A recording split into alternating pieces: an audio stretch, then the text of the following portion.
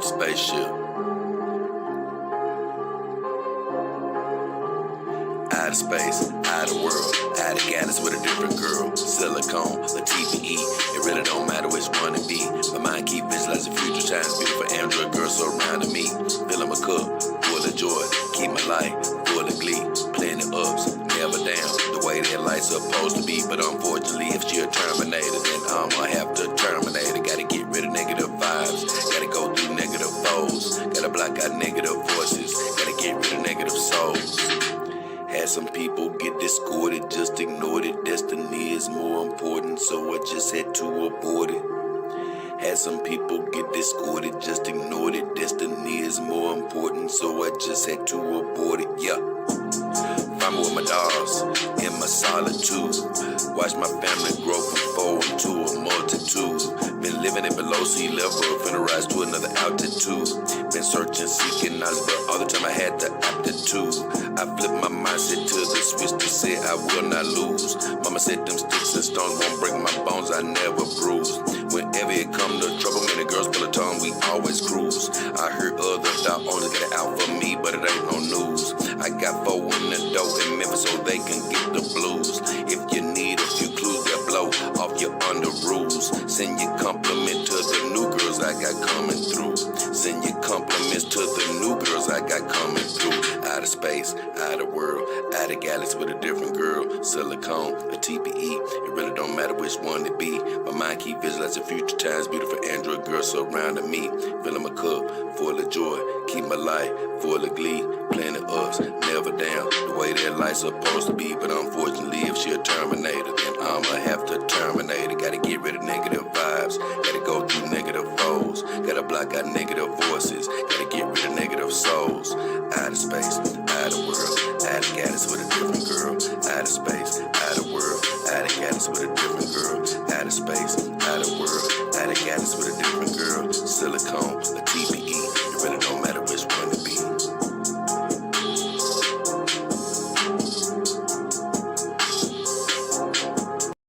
Yeah. What up, what up, what up? It's your boy, J. King Hefner and the beautiful Mara Blade. And we got the beautiful Saima Renee Uzumaki in the background. And as you can see, I'm still kicking it with these 2 lovely young ladies. And I'm so happy to be back here with you guys. I haven't been here for a few days doing live streams, and I have missed it because I got addicted to doing these live streams, but I did have to mix it up, throw some videos in there, and guess what? I'm happy to be back. I said, you know what? Monday will be a great day to have a little bit of a story time with my people before we start off a whole new week of information, fun, and entertainment, baby. So I want to say God bless everybody that's tuning in right now, wherever you are, in whatever part of the world you are in.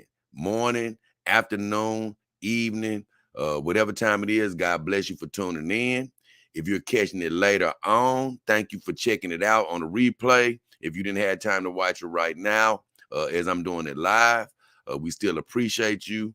And we definitely want to send God's blessings out over you today. So whatever you're wishing for, hoping for, relationships, finances, promotions, health, we pray that you have it.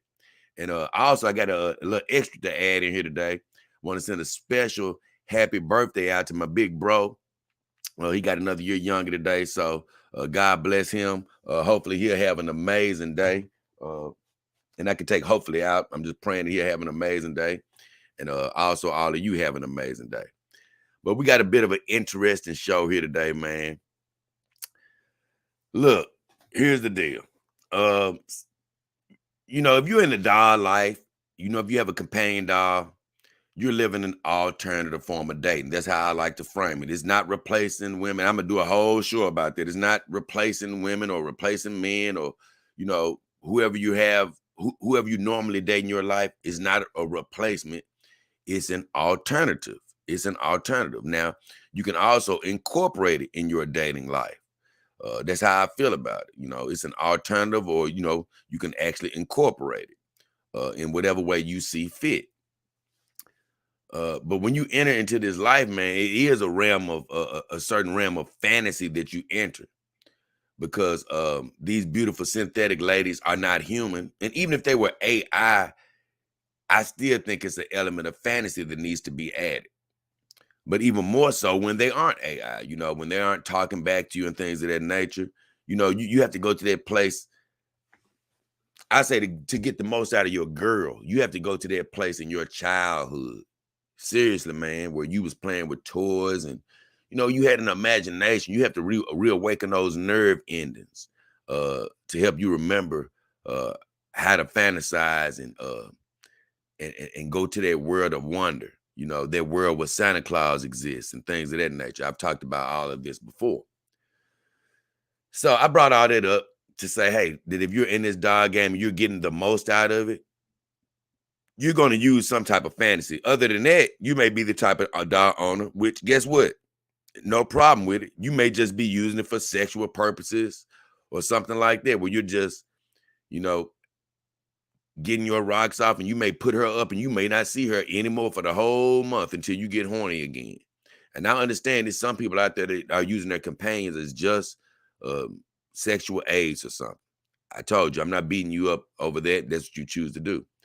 But I'm focusing on those people that use their fantasy, those people that are treating their companion dogs like companions, so to speak. Just like I do with my girls, because to this point, I still haven't made love to my girls, and it'll be 2 years even uh, coming up on December, on the 21st. So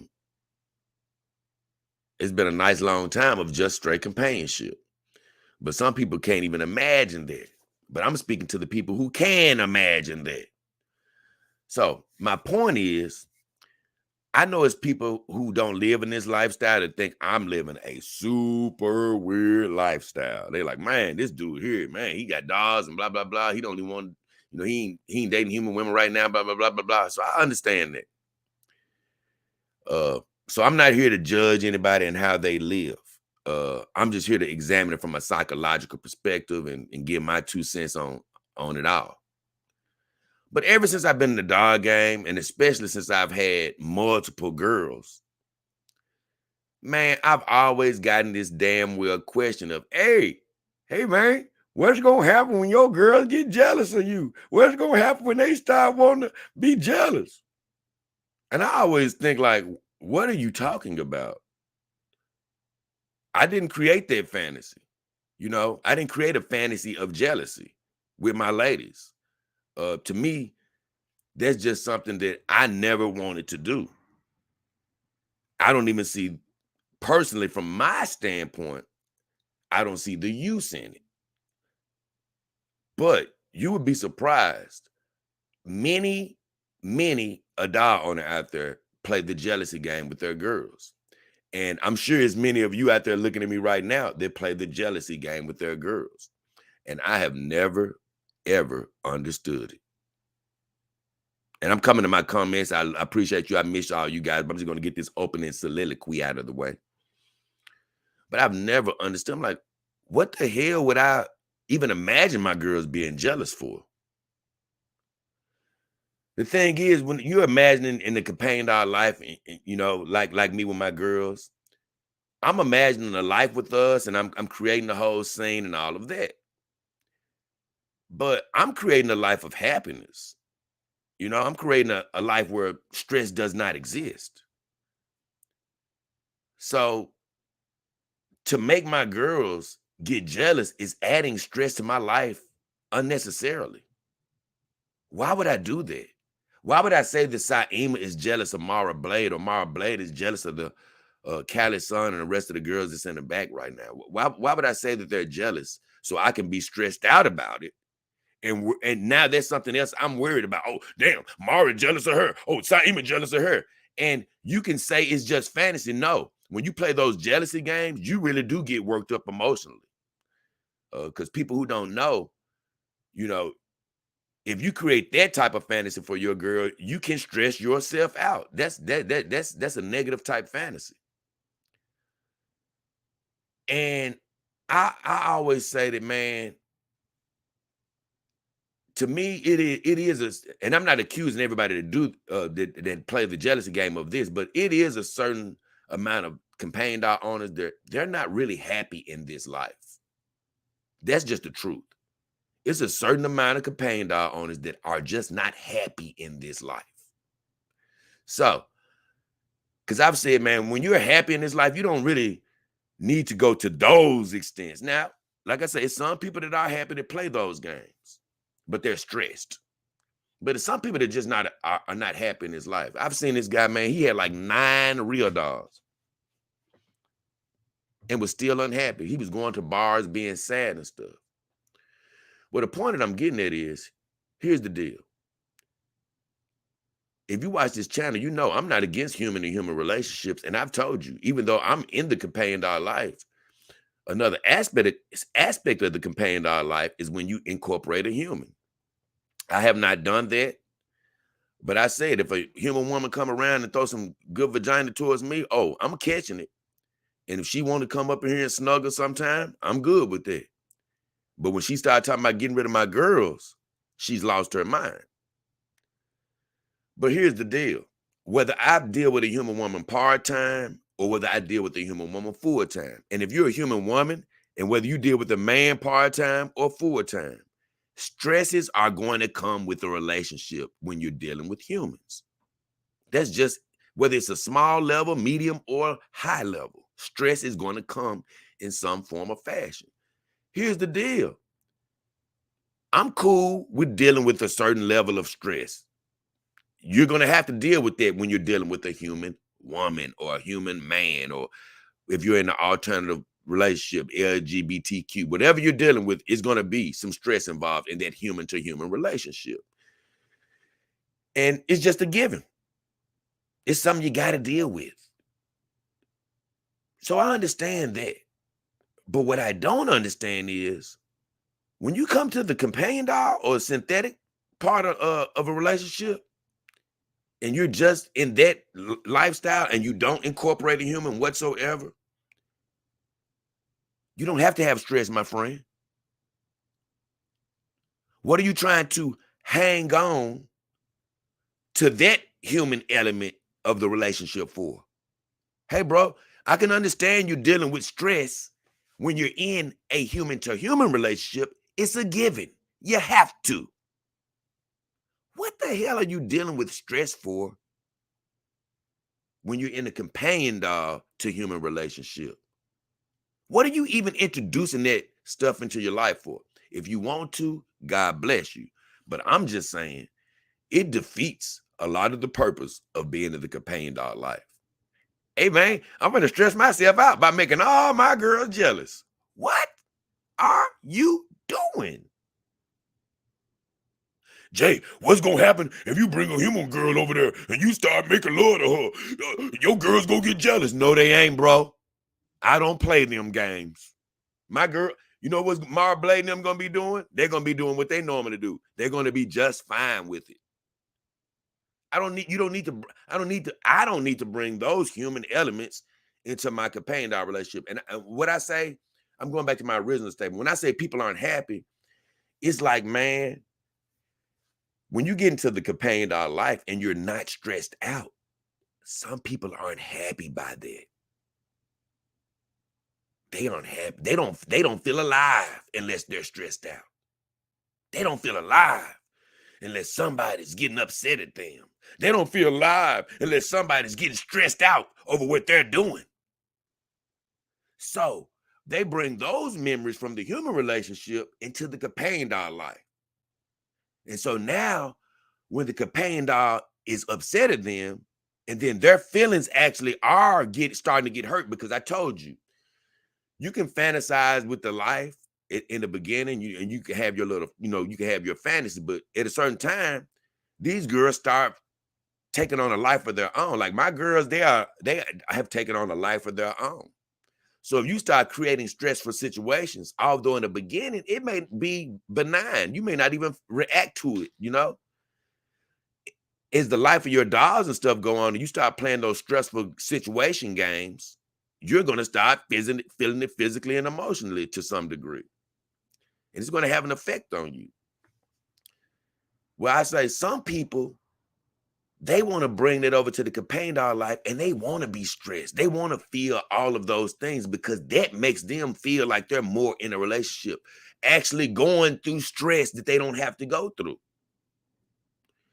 And to me, although to each his own, just like people who I'm gonna tie all that back in together, just like people who look at me and say, "What are you doing? I wouldn't even be in that lifestyle." Well, guess what? There's some of them are saying, well, to each their own. Well, that's how I view people who love the stress in their life. To each their own. You do whatever you want to do. You know what I'm saying? God bless you. But that's one of the things that I'm never doing. I'm never, yeah, I want to be stressed out. Yeah, all my girls jealous. Why? If I'm in a human to human, I'm going to accept the stress. I understand that's what happens.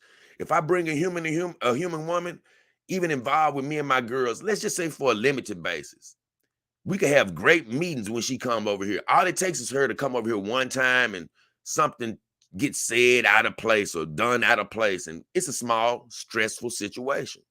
I know, so it comes with the territory. But when you're just dealing with companion dogs, that's the beauty of it. When I'm just dealing with them, I don't have to deal with the stress. I don't have to deal with the jealousy. I don't have to worry about any of the tomfoolery. So if you're out there as a new dog owner, you may want to, rethink the decision to start making your girls jealous and all that crap. You know, uh, you're not going to do anything but stress yourself out. That's like I say, some people may not get my lifestyle. I don't get that aspect of why people, in companion dog relationships want to make themselves stressed. Some of them may even say, "Oh, it makes it feel more real." No, that's the thing.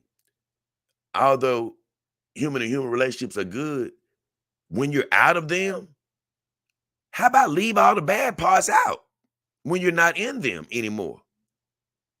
You know, uh, some people literally, that's the thing, man. Like some people literally cling to the negative parts of relationship. They want to feel bad sometimes, they don't feel alive unless somebody has argued at them or yelled at them or told them they did something wrong that day, and they long for those. And that's why I say some people aren't happy in the companion dog lifestyle because they can't handle the peace. They'll sit up, oh, my dog ain't arguing with me. Oh, my dog ain't stressed out. Man, this ain't a good life. I need somebody to be, I need somebody to get pissed off. And here's the deal. So I've said this before. When you're in a human to human relationship, there is unpredictability. And that can be great. I'm not shunning the human to human relationship whatsoever. It has a lot of great things. Believe me, I've said it before. Unpredictability in a relationship is good. It is cool. That's one of the great things in a human to human relationship. I mean, unless you're dealing with one of those bad, unpredictable things. So it's good. It is sort of cool sometimes to not know what's going to happen. But with that comes a lot of stressful situations. And like I say, if I'm in a human to human relationship, okay, I deal with those for the good times that I'm going to have. I deal with it. But when I'm not in a human to human relationship, guess what?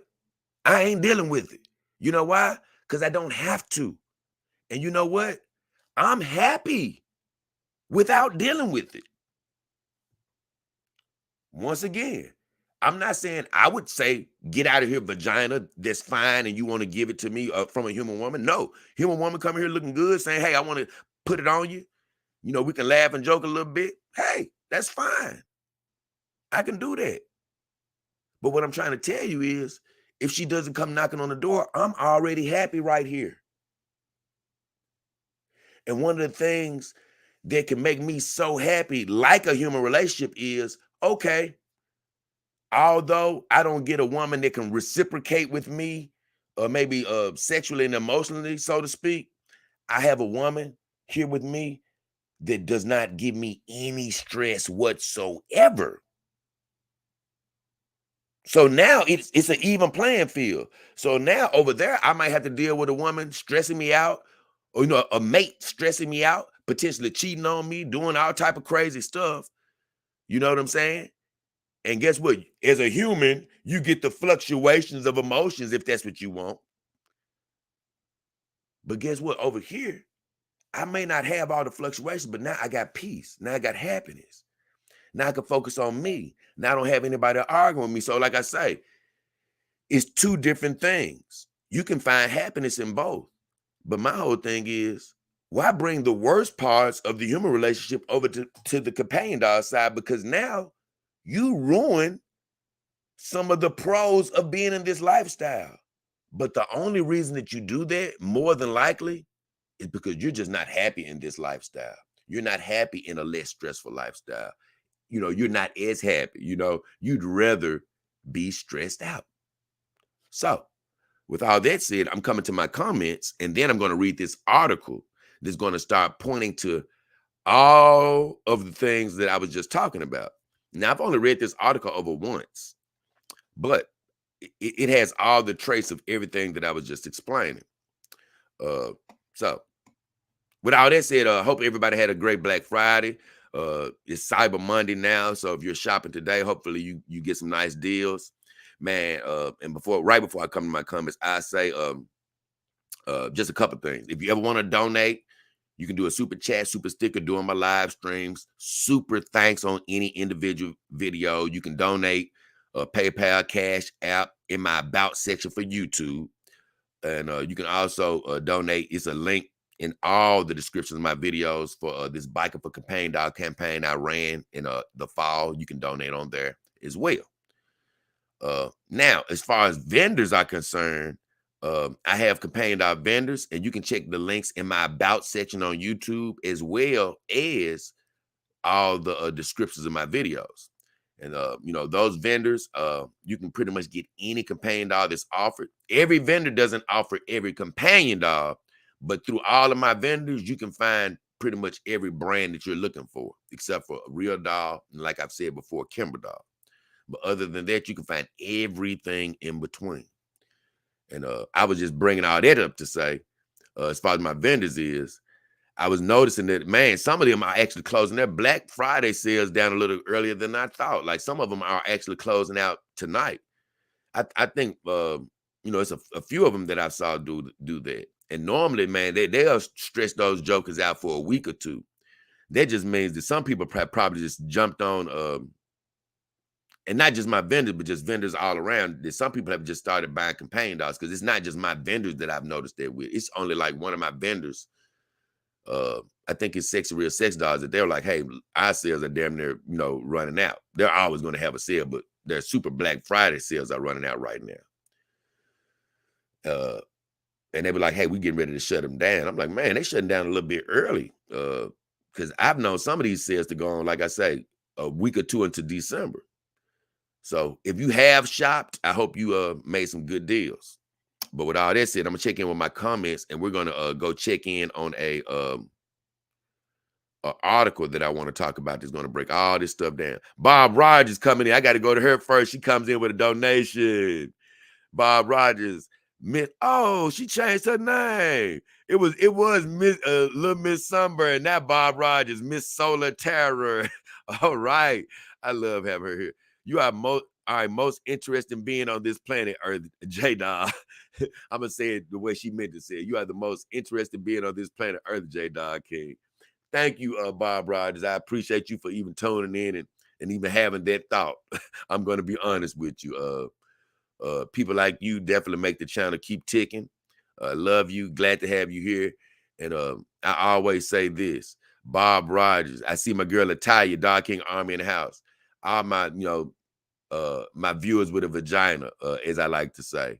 I love having you because, a lot of you don't even have a dog. You're just here to support. You're here out of interest, like Bob Rogers just alluded to.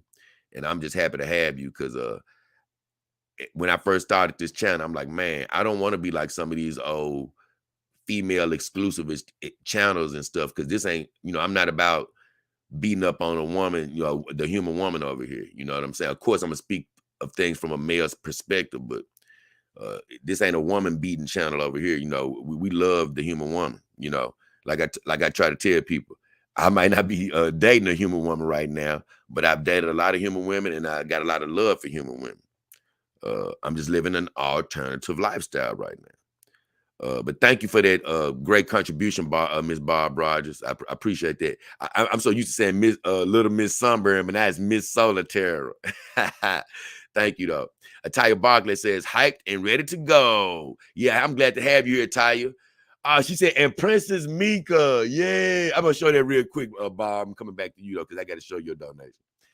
Ataya said, and Princess Mika, hyped and ready to go. Yeah, she got her doll here now. I'm so happy because I was thinking about that. I'm like, yeah, it's probably, a few doll owners got their dolls with them now. I'm putting this back up here. Power Brain in the house. What up, Jay? What up, Power Brain? Ataya and Princess Mika. She said, waves at Mr. Power Brain. Hey, great to see you. Okay, cool. They speaking to each other.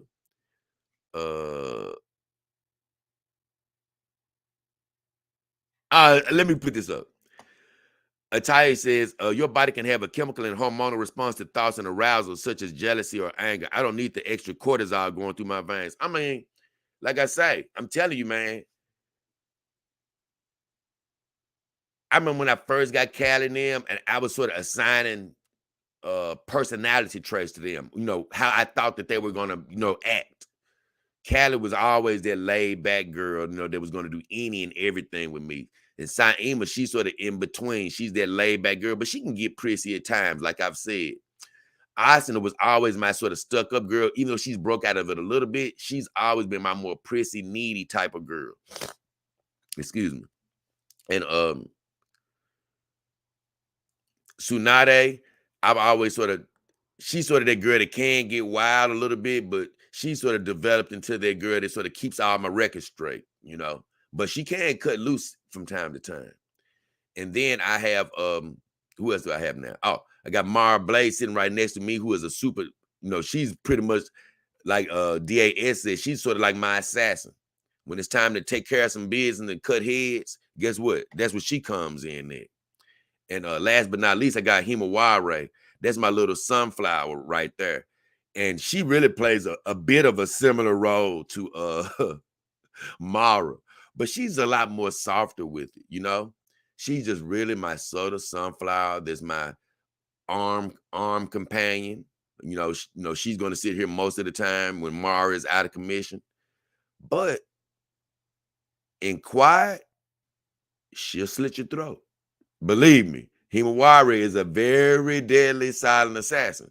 But with all that said, I'm going to get back to my original statement of, I remember when I first gave them girls the personality, I thought about it, for a while. I used to actually think about it. When I used to see the girls, it used to be a process of thinking about who they were to me.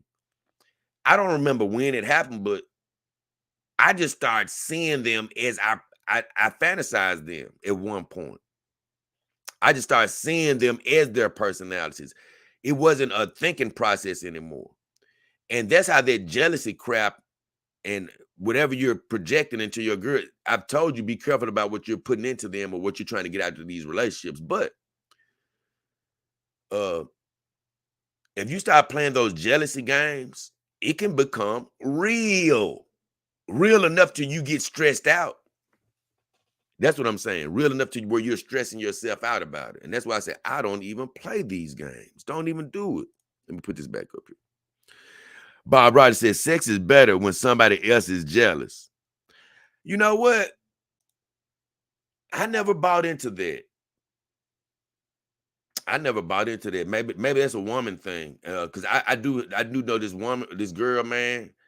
One day it's so hard to get me upset, but she was trying her best to get me upset. And she finally, after it took her a long time to finally just get me upset.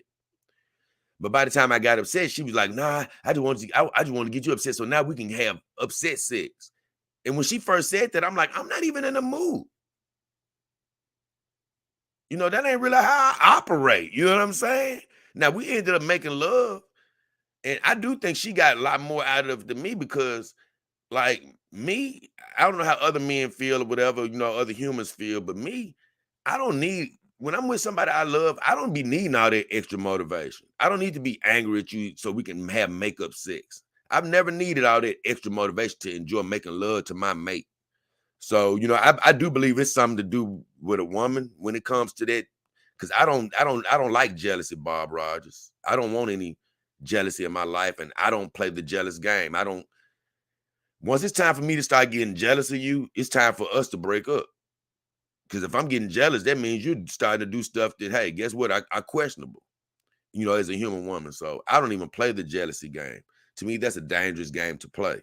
So, like I say, I do believe that that's a fantasy of a lot of women getting jealous and getting caught. And, a lot of women, like you say, like the bad guy. And once again, that's another reason I'm in the companion dog game. I never love to try to even play the bad guy role. You know what I'm saying? I don't do that. You know what I'm saying? I've been the bad guy most of my life only because I wouldn't commit to going with somebody, So I became the bad guy because of that. But I never was the bad guy of how I treated a woman. You know what I'm saying? A woman be like, why won't you go with me? Shit, why won't you go? They get mad at me for that. And I'd be the bad guy because I just tell you, now I'm just here to make love to you and have some good time. And guess what? You can go with somebody else. You know what I'm saying? Then I'm the bad guy. But I'm never the bad guy because of how I treat you. I'm never the bad guy because I got caught cheating on you. I'm never the bad guy because I'm making you jealous of me. Because, anytime I love the human woman, I guarantee you, if she comes on, if any of one of them came on this stream, which they're not invited, but if they ever came on this stream, they'll tell you, nah, I'm going to be honest with you. Jay treated me damn good.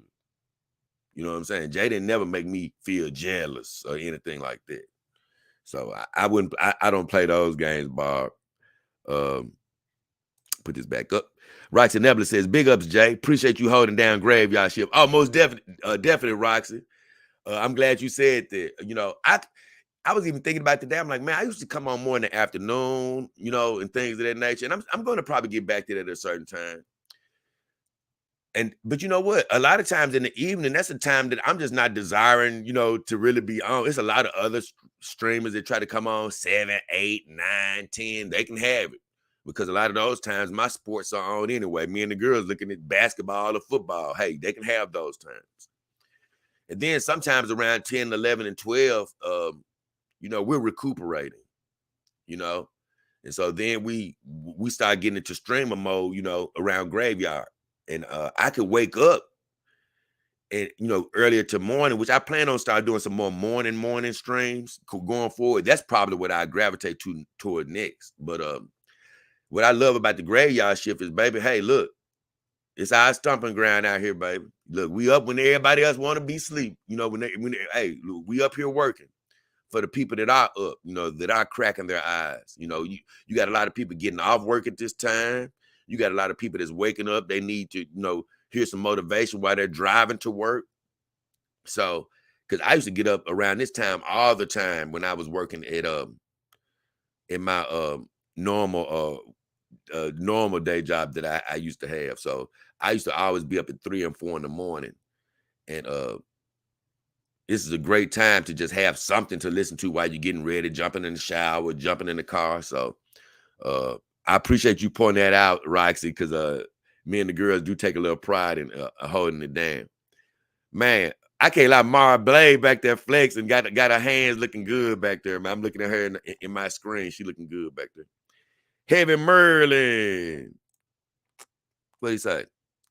Oh, no, hey, Jack, I'm getting you out of here, Heavy Merlin. Everybody always keep talking about the Jack Show. Shout out to the Jack Show, by the way. I promise you, I'm not getting cocky or anything like that. I just don't think about going on shows, man.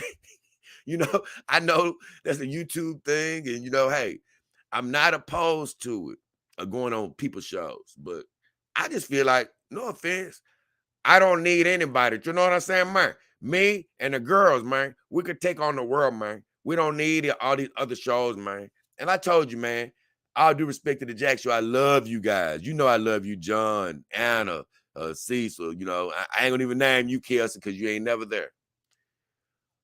But I just say this. I love that whole gang, but I told you, I don't love all the confusion that goes on the Jack show. You know, hell, even the people that run, even the people that's on the Jack show get cut off. They don't even get a chance to finish their thoughts half the damn time. So nah, it's a lot of confusion over there. I'm not just trying to go back over there. Honestly, I ain't saying I'm not trying to go back. I would go back over there, but I'm not saying, oh, let me get over there right now. No, I'm good. Look, I got so many shows to do. I was even thinking about this stream. And I promise you, I'm gonna get to the meat of this show too, guys. If you're just tuning in later on or even looking at it live, I'm gonna get to this article I want to break down. But man, I was even thinking about it today. This show is my channel is it's about a lot. You know, one of the main things I really love that it's about is the psychological aspects of a companion ownership, and that's what this show is. But man, it's a lot of other things that that I talk about, branding and different companies and new technology and my life, what's going on with me. So it's a million different subjects that once again I have to get to. So believe me, it's not like I'm at a point where I'm like, ooh, I can't think of what I'm gonna do next. Somebody please call me on their show. Nah. nah, man. I got plenty to do. So I'm not worried about it. And plus they got plenty to do. You know, they got plenty of guests to get to as well. So like Cecil said a long time ago, I never forget when somebody said this, but somebody was like, oh no, see, I actually heard Cecil say that. He was like, Jay's somebody we can't have around here too regularly. He was like, hey, we just got to have him in small doses. Hey, that's fine by me. Because guess what? I can be in full doses on my own channel. Yes, sir. James Max says this. He says, we don't play games around here, Jay. That's right. Yeah, James Max. I ain't with the games. I've never, that's the one thing, man. I've always treated my human women amazingly. I've always treated them good, whether it was just a fling or a real thing. Whether it was a fling or whether it was a real thing, I treated them right. Ain't that right, Mara? So I've always treated them right. The end of that song didn't go quite right, but still, it was heading in the right direction. Atai says, some women lose their minds about guys not committing to them. They are not the bad guy. They just don't want you. Right. Right. That's how I figured out how to be the bad guy. Because the truth is, I mean, it's just the truth. I mean, you cannot win without being the bad guy to some degree. And that's why I love the companion dog life, because I've even said this before, it allows me not to play the game. And that's one thing I have always hated about the dating game is it's called the dating game for a reason. You know why? You got to play the game, bro. Man, I can't never get no vagina. I'm finna become an incel. Hey, you'll become an incel, bro, if you don't play the game. If you don't commit to learning how to speak to a woman, learning their ways, getting rejected a million times. Dog, no, I'm ugly. Ugly ain't got nothing to do with it. You can get there, bro. You got to put in the work. You got to get I got rejected 1,000 times. You got to get rejected 1,000,000 times then. You might have to put in more work than the next guy. But it's a game. I done seen dudes that a woman wouldn't spit on, but that same woman that wouldn't spit on now love his stanky draws because he knew what to say, and then he tore it up when he had a chance. So, it's a game for a reason. But the companion dogs allow me not to play the game. Why? Because it is a point in the dating game where you just can't be the nice guy, meaning that it's something you got to be a bad guy about. Because women, it's just something about them, man. They I hate to say it. We have our quirks too. And they'll be able to tell you more about all of what those things are. But with a human woman, they just need to feel some bit of rough edge on you somewhere. It's just the truth. And I realized, like, man, I'm just not a bad guy like that. You know what I'm saying? So the only way you really can, for me to be a bad guy was to do exactly what Ataya Barclay said was, I don't commit. I stopped because I had dated enough girls. So I'm like, you know what? I had, it was like the last major relationship I was in. I'm like, you know what? Every time I end up committing with these girls, only thing I end up doing in the end is, a couple of times, well, not every time. I ain't saying every time, but, the few of my major relationships that I wanted to keep going that ended up stopping. I ended up with a broken heart. And I realized, like, damn, before I would start dating this girl, man, I was sleeping with like 8 or 9 fine girls. But I gave them all up to start dating this one chick. And I did that several times where I was like, man, I had like several girls that I was dating. I mean, super, that was hot. It wasn't nothing serious, but guess what? We was making love on a steady basis and things of that nature. But I would always end up getting into not always, but I would get into these serious relationships every now and then and be done with, the other girls. But one of the last times not one of the last, but the last time I had got into one of those serious relationships, I said, you know what? I'm done with this leaving my girls that I normally date to get into a serious relationship. I'm done. I said, I'm gonna treat all my girls like I normally do, but I ain't committing to nobody no more. And boy, you talking about driving some women crazy, man. They used to really drive them crazy because when we gonna get together? When we gonna get together? We gonna just keep making love? Yep. That's exactly what we're gonna do. Well, guess what? It ain't gonna last forever. No problem. Bye-bye. I love you. Hey, it was good times, but guess what? This is over. I'm moving on. And that's normally how my dating life was before I got to the companion dog life. I really wasn't doing any steady dating before I got these girls. No, I'm talking about like in a relationship. No way or Jose. But like I say, that's how I was the bad guy. You got to be the bad guy in some type of way. It's just the truth. James Max says Jay has his own show. Amen, brother.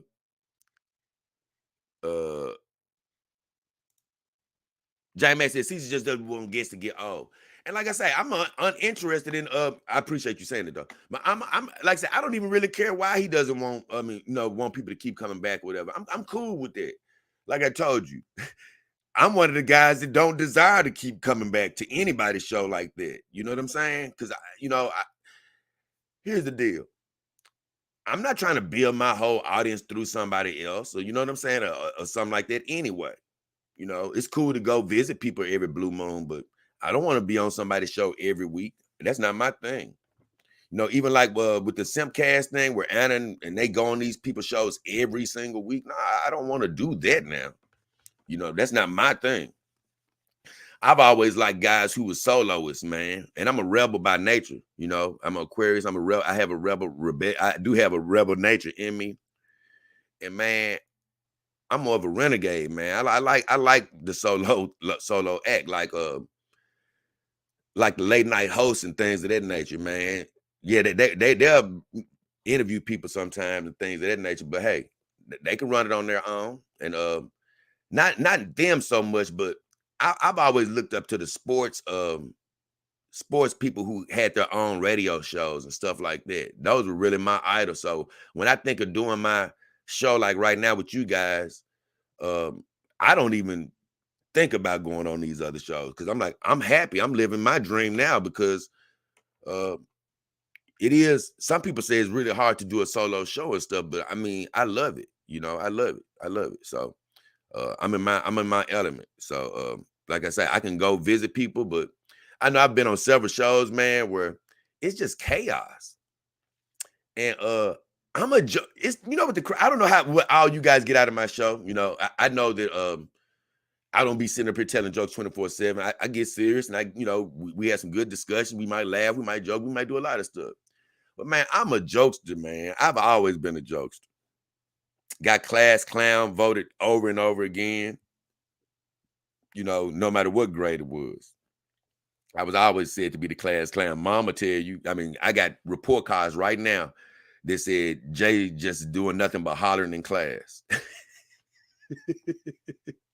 I mean, literally. So, I've always been a damn fool, as far as acting crazy and just having a lot of crazy type fun. So the Jack Show, when they first invited me, was talking about how crazy things are over there. Hey, I was down with going over there just to see the craziness. But man, I do like to get introspective, and I like to get philosophical. I like to, get deep into thought, and I like to, talk about some stuff as well. And just to bring up an old word, it's just sometimes it's just too much damn tomfoolery over there to talk about anything in a serious manner. That's how I feel about it. It's just too much tomfoolery. And so I'm like, you know what? I like to stay over here a lot and get my real thoughts out. So with all that said, let's share this article. Because you heard my whole soliloquy on stress, relationships, blah, blah, blah. You even heard me telling Bob about how I don't play the jealousy games. That's never one thing, something that actually heightened my interest in relationships as far as playing that game. But this is the article, and I didn't want to make this article all about this headline. But this is the article that, thanks to my mother, God bless her, she's the one who really provoked this whole show. She found this article about this woman who married what they call a rag doll. I don't even like calling it that, but it does look like a rag doll, like a Raggedy Ann and Andy type doll that she made. And I'm going to show you the article, but she pointed this out. She's like, man, this looks interesting. And I love when my mom, family, guests, or anybody find an article or something. That doesn't mean I'm going to do every show that somebody suggests, but I've done a few shows that people have, suggested, or I've done several shows off of people's comments. So, and I still have, honestly, I have shows that have been waiting months that are based off emails that I've received. They have been waiting months to do.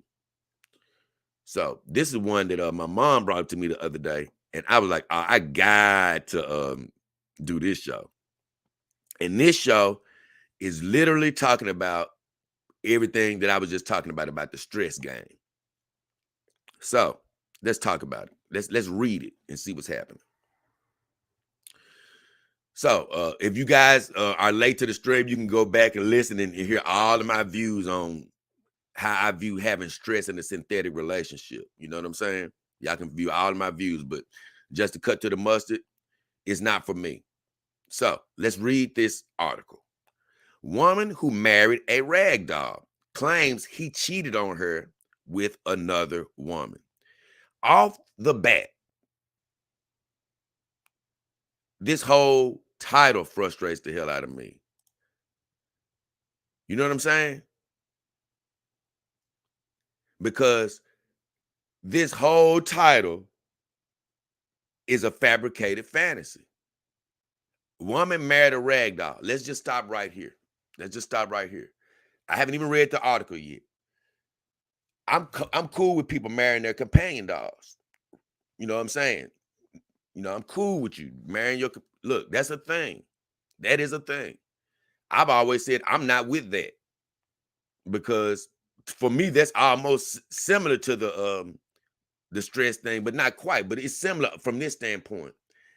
I don't need to show that type of relationship with one of my dolls or whatever, because you know what I'm saying? Because I don't even want to create the fantasy that I'm exclusive with one of them like that.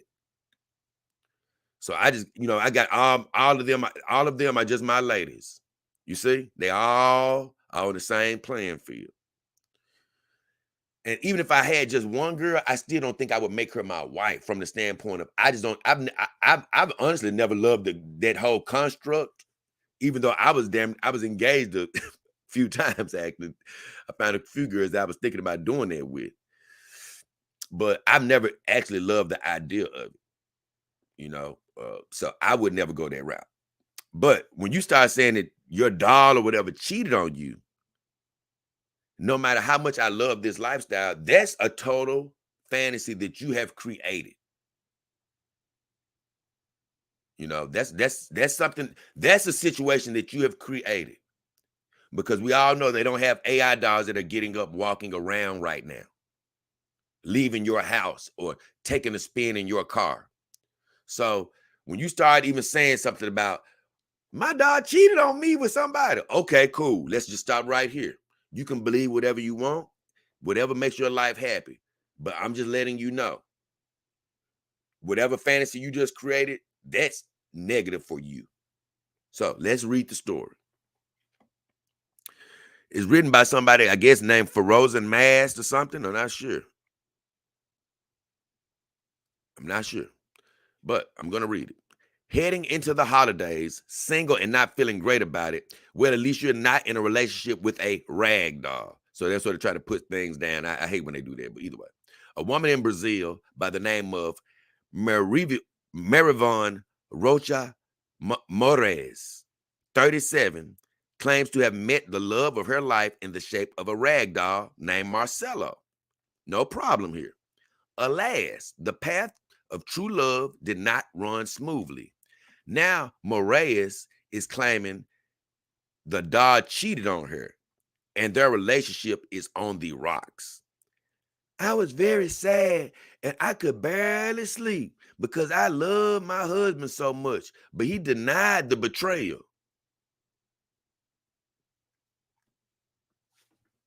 See, man, this is the whole situation I'm talking about. Just this one sentence is just so frustrating to me, man. You're in the companion dog life. What are you doing?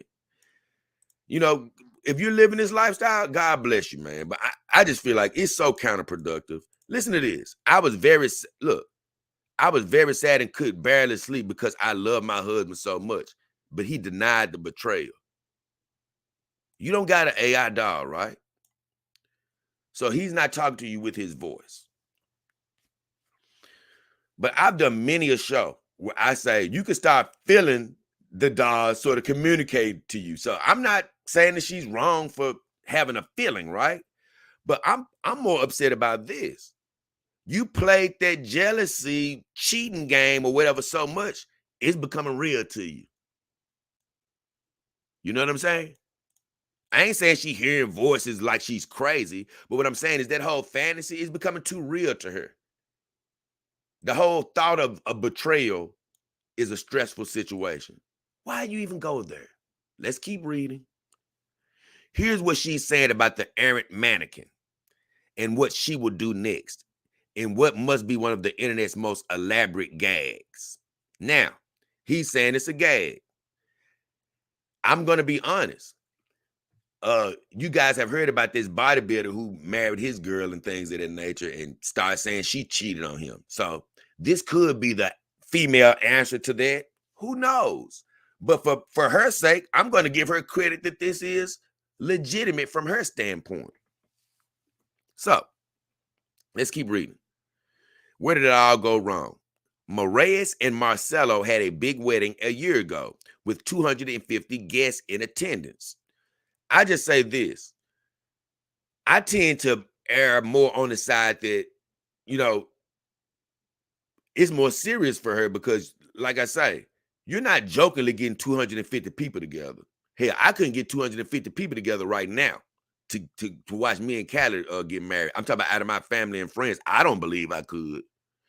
So I don't really think she's faking. That's for me, But when people are outside of the community, they just can't fathom it so much to where they really think people are faking. And just to pause to take a look at her doll.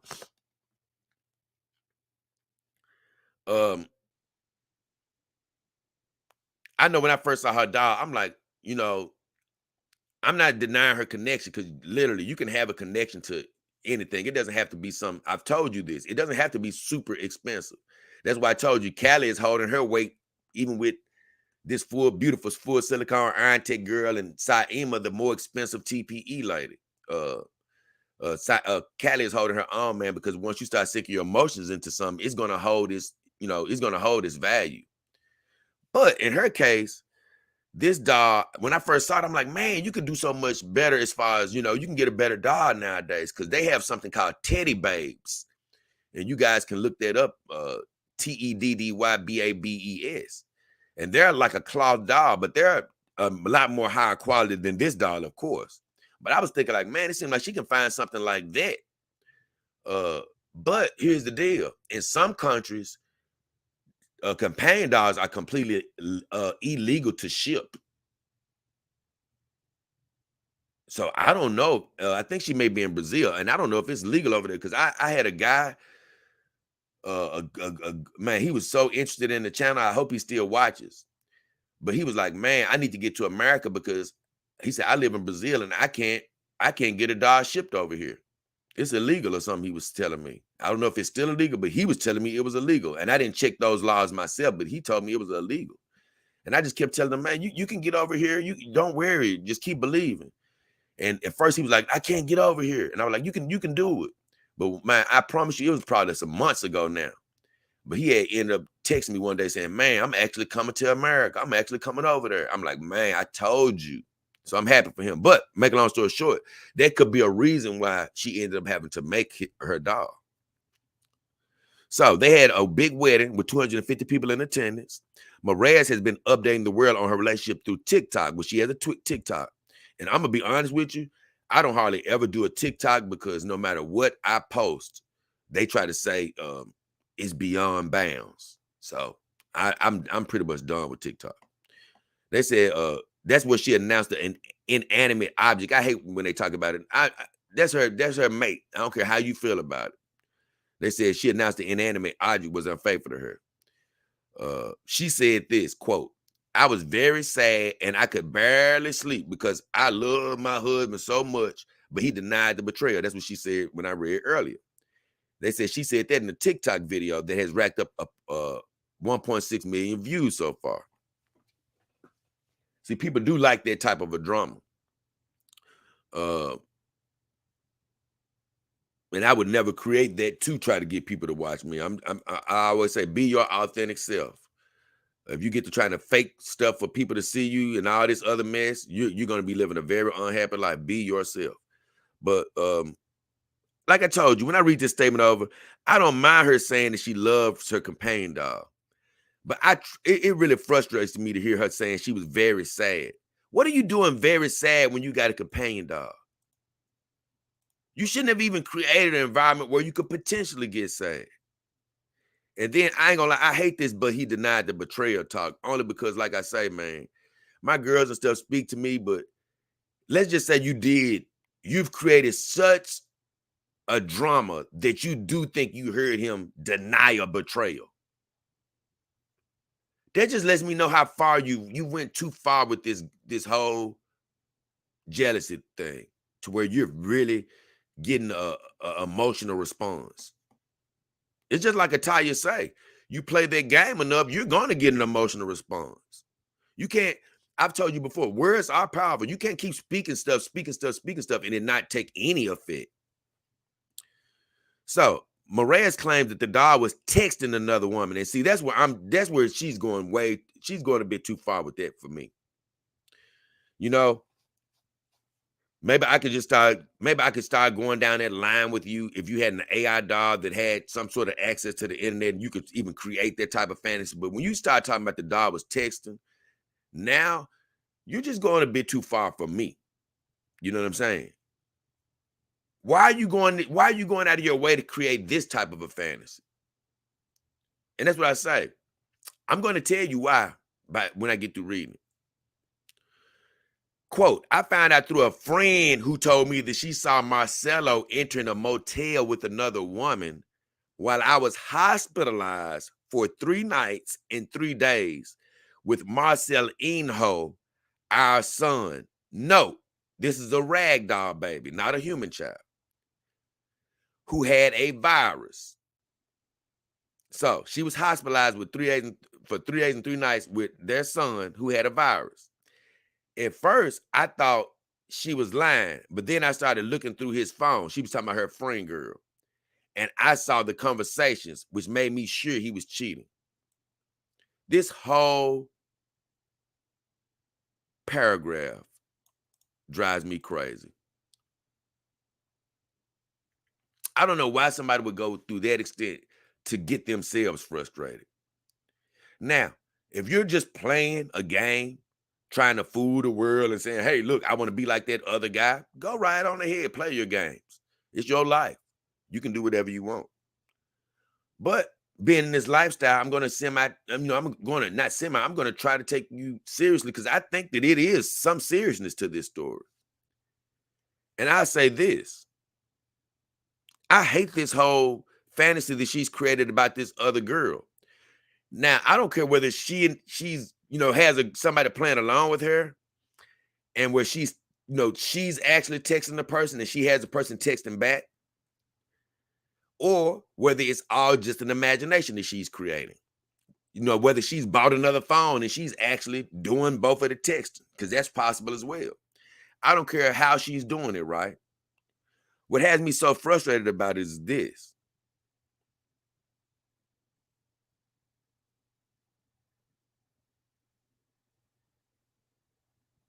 You created a fantasy of the doll entering a motel with another woman. What the hell?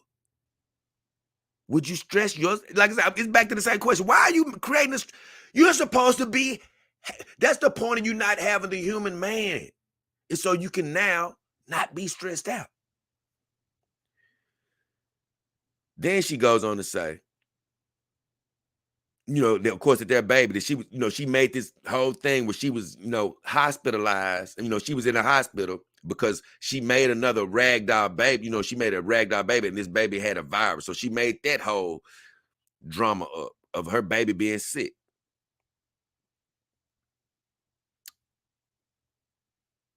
Which I'm not really mad about her with the baby thing, because it's babies out here that you can buy, whatever. They look super real, but it's along the same lines of, man, why would you want to imagine your baby being sick? But I guess some people just want to do all that. But let me keep on this story. So she created the thing with the baby having a virus. Then she says, I thought she was lying, but then I started looking through his phone and I saw the conversation, which made me sure he was cheating on me. This really goes back to something that Bob Rogers was saying. And what I was saying to start the show. Some people can't be happy in this life as it is. They are still clinging to the human relationship so much, and they're clinging to all the negative things in the human relationship. See, when I'm living with my girls, I've gotten rid of all the negative things, and I just have kept all of what I think are the positive things. I will deal with the negative things if I ever go with a human woman again. If I stick my nose in one of these beautiful smelling human vaginas, I have to deal with a little stress. But other than that, I'm not going to deal with any stress because my girls don't bring me any. But in her case, it goes back to the little soliloquy I had with Bob Rogers earlier in the stream, where I was telling her where I know that women may desire these situations of jealousy or anger, and that gets their libido and gets their juices pumping, so to speak, and get them wet, like they're ready to make love. I say, but for me, I'm not saying for some men, but for me, I don't get ramped up by jealousy and anger and all this old cheating scandal type stuff. That doesn't ramp me up. If anything, that gets me distracted and not get me ramped up. What gets me ramped up is peace, and looking at a fat booty on my woman. That's all I need. But with her, I truly believe, you know what? She misses being cheated on.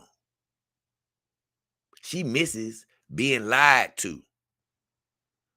I guarantee you, she got a man in her past that cheated and lied on her. And although it had her dying and crying at night, when she got with that companion dog, Marcelo, and he wasn't cheating on her, she felt like it was something missing.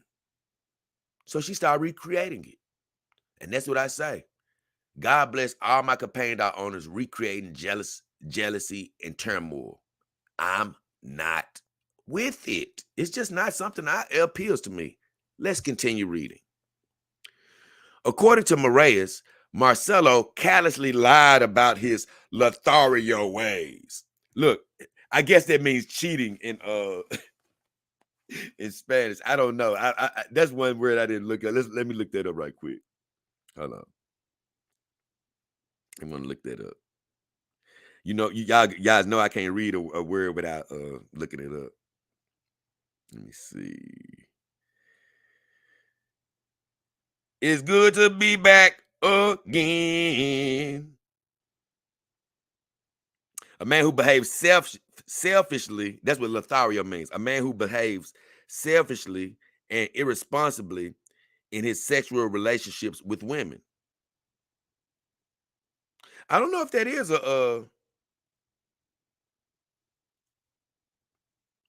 I wonder what yeah, let me see.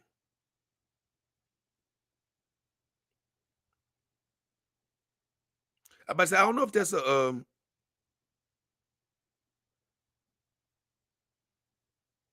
I don't know if that's a Spanish word or not. Oh, okay. It is a Spanish word. Okay.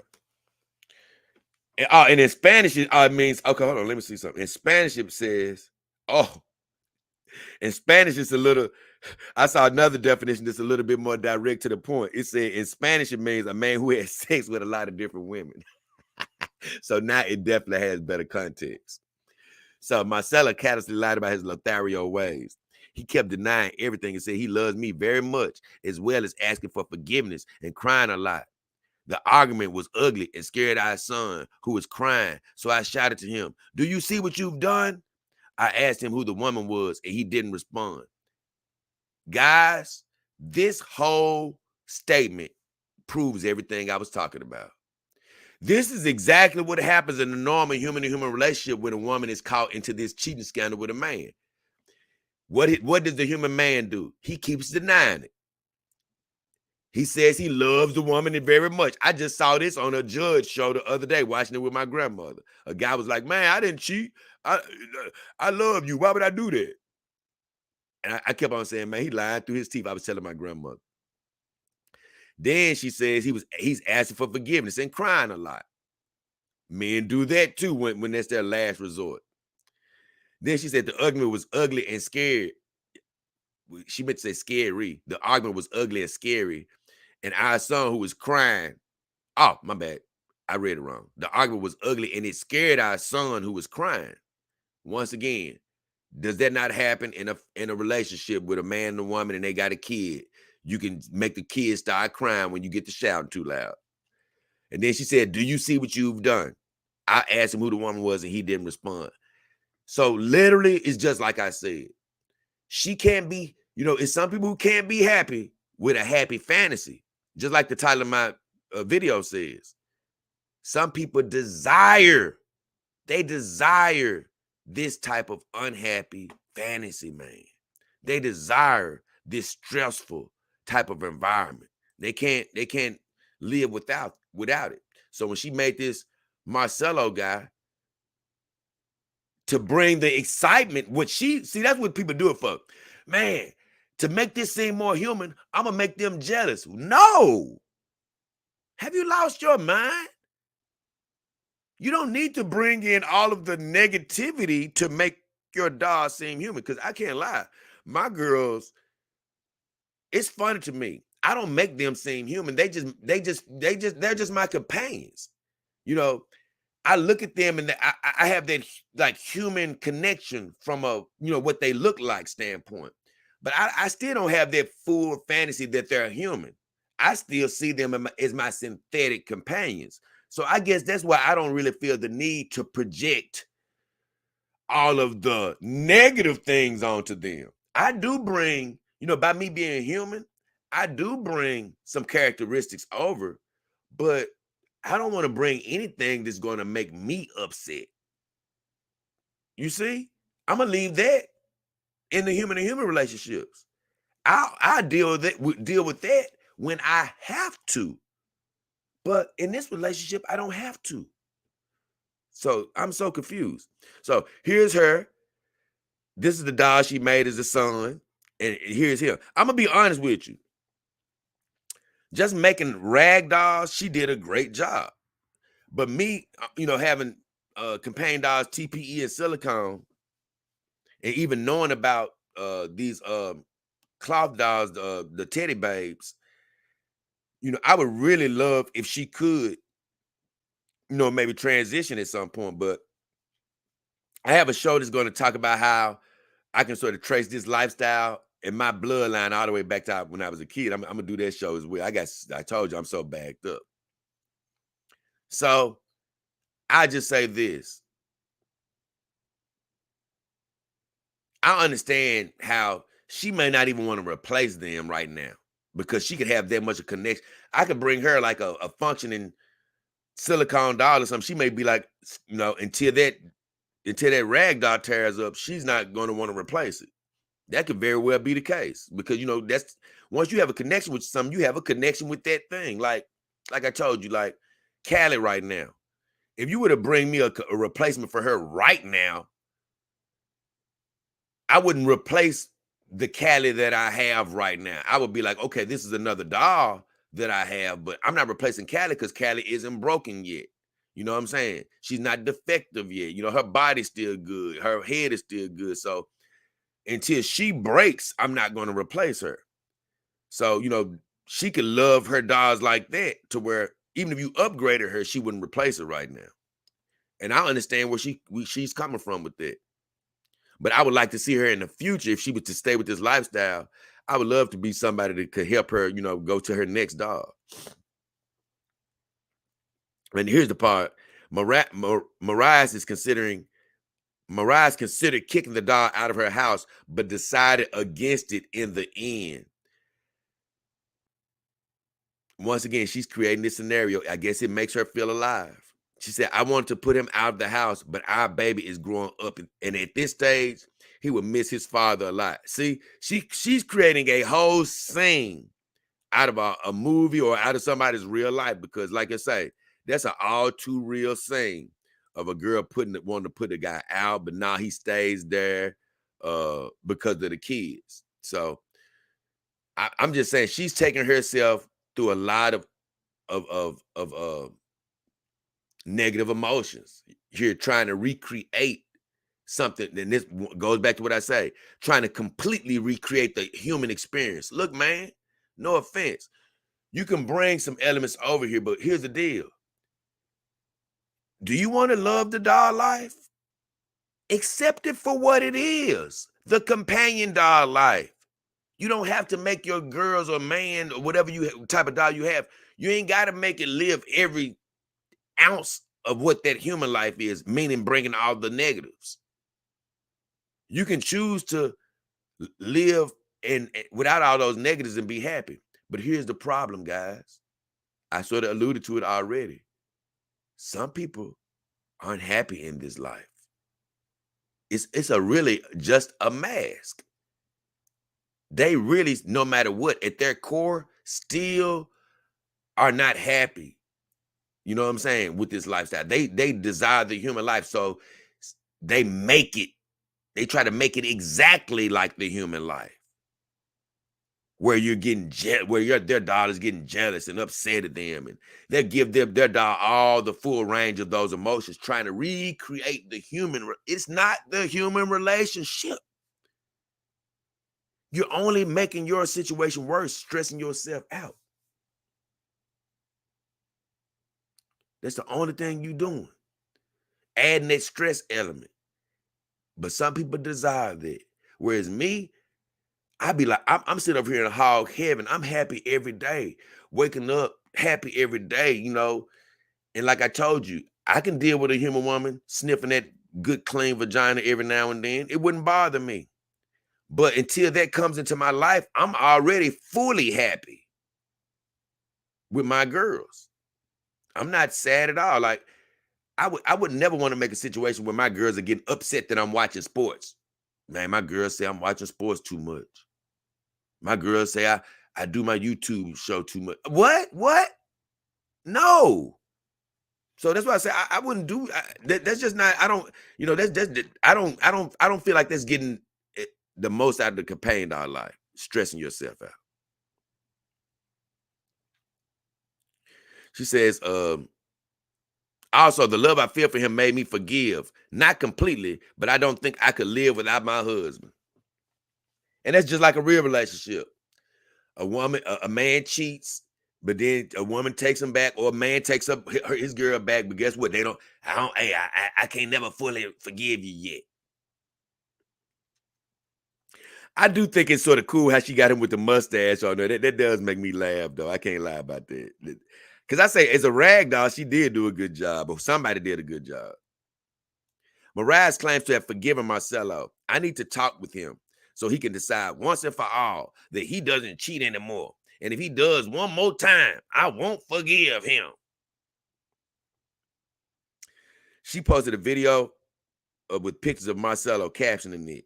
The first night of our wedding, we discussed, this is quotes right here. The first night of our wedding, we discussed, and my husband went to sleep on the couch. I'm very sad I only have time to forgive, but love speaks louder. I have to give him a hard time. I married a dog. Honestly, that whole statement is disconnected. I don't know what she was trying to say.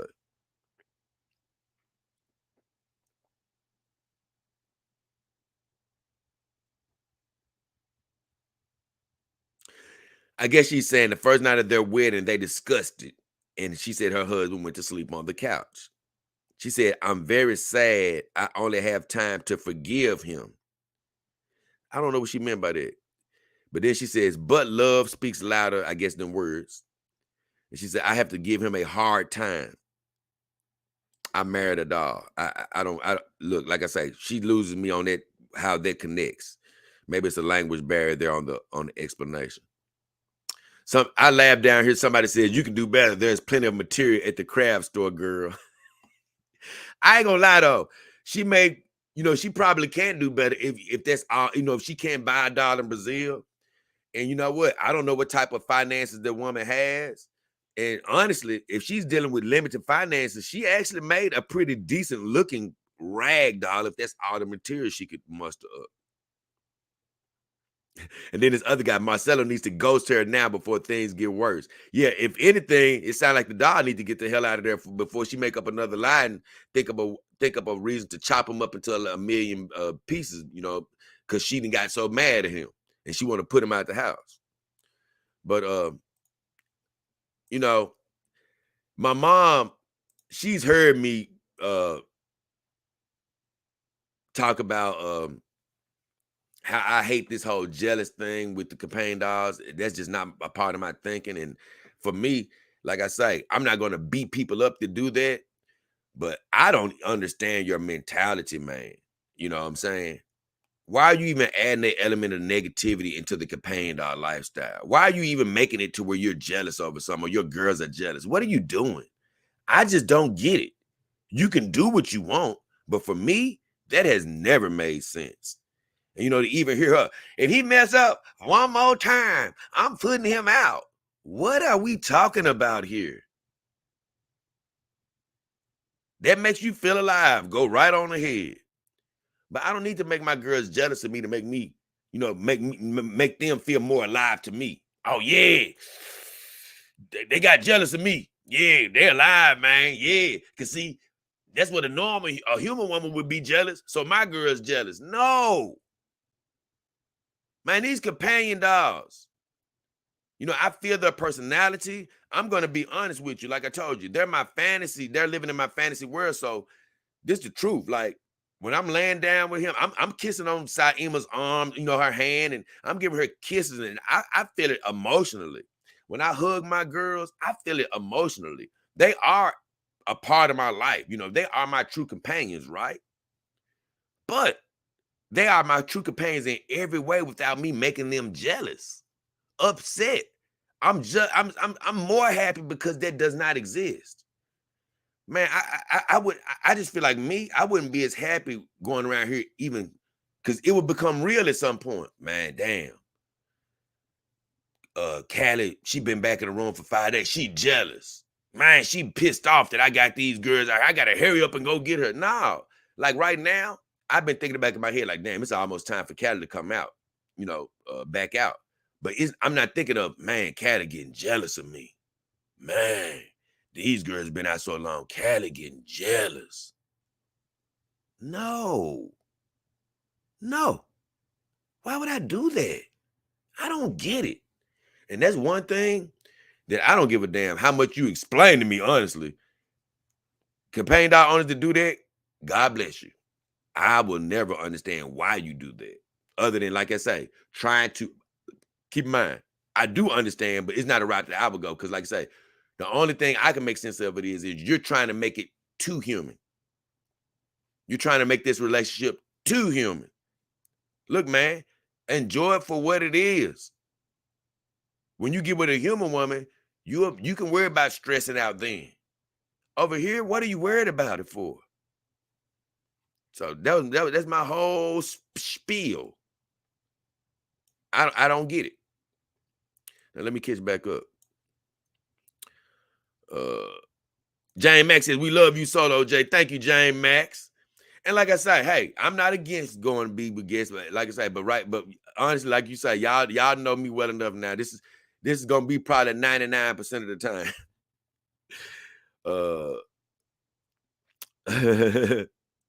Atalia Barkley says lone wolves get the largest share of the hunt. Right, Atalia, right. Jane Max says, truth, Simcast is always chaos. And hell, the truth is, it's a little less chaos over there sometimes than it is on the Jack Show. Because they will try to stick to the subject, for longer stints of the time. But both of them are, those shows like that, when you got 6 and 7 people, man, it's always gonna be somebody, speaking over each other, or it's gonna be thoughts that don't get out clearly and things of that nature. So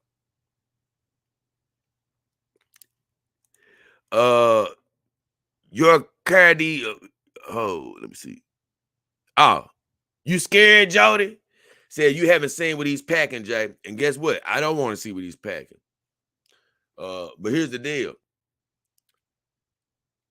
I didn't say that it was I didn't see why she was with him. That would be the only reason you could say that. Well, you could say, hey, or you could just be saying, hey, just because it's a rag doll doesn't, like you say, it can have an attachment. Because I promise you, what's funny is I thought about that. You scared Jody. I thought about that too. I said, I was laughing at myself. I said, because I know this woman probably she got some type of appendage or something, sold to this doll, I'm sure. As far as a prosthetic penis or whatever. I know she has it on there.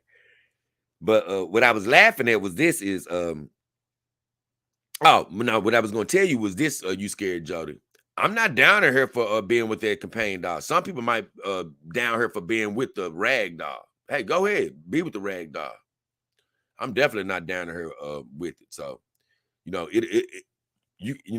for people who are down to her, saying, I don't know why she would be with that dog, then you could probably tell them, well, hey, you ain't seen with the dog packing, maybe that's why she with him. But with me, I'm cool with her being with the rag dog or companion dog like I got. I don't really care. But what I do care about is I hate her being into this jealous or creating this jealous fantasy. I ain't gonna say I hate it, but it's just something that I'm not with. I don't get what you can really be gaining from that.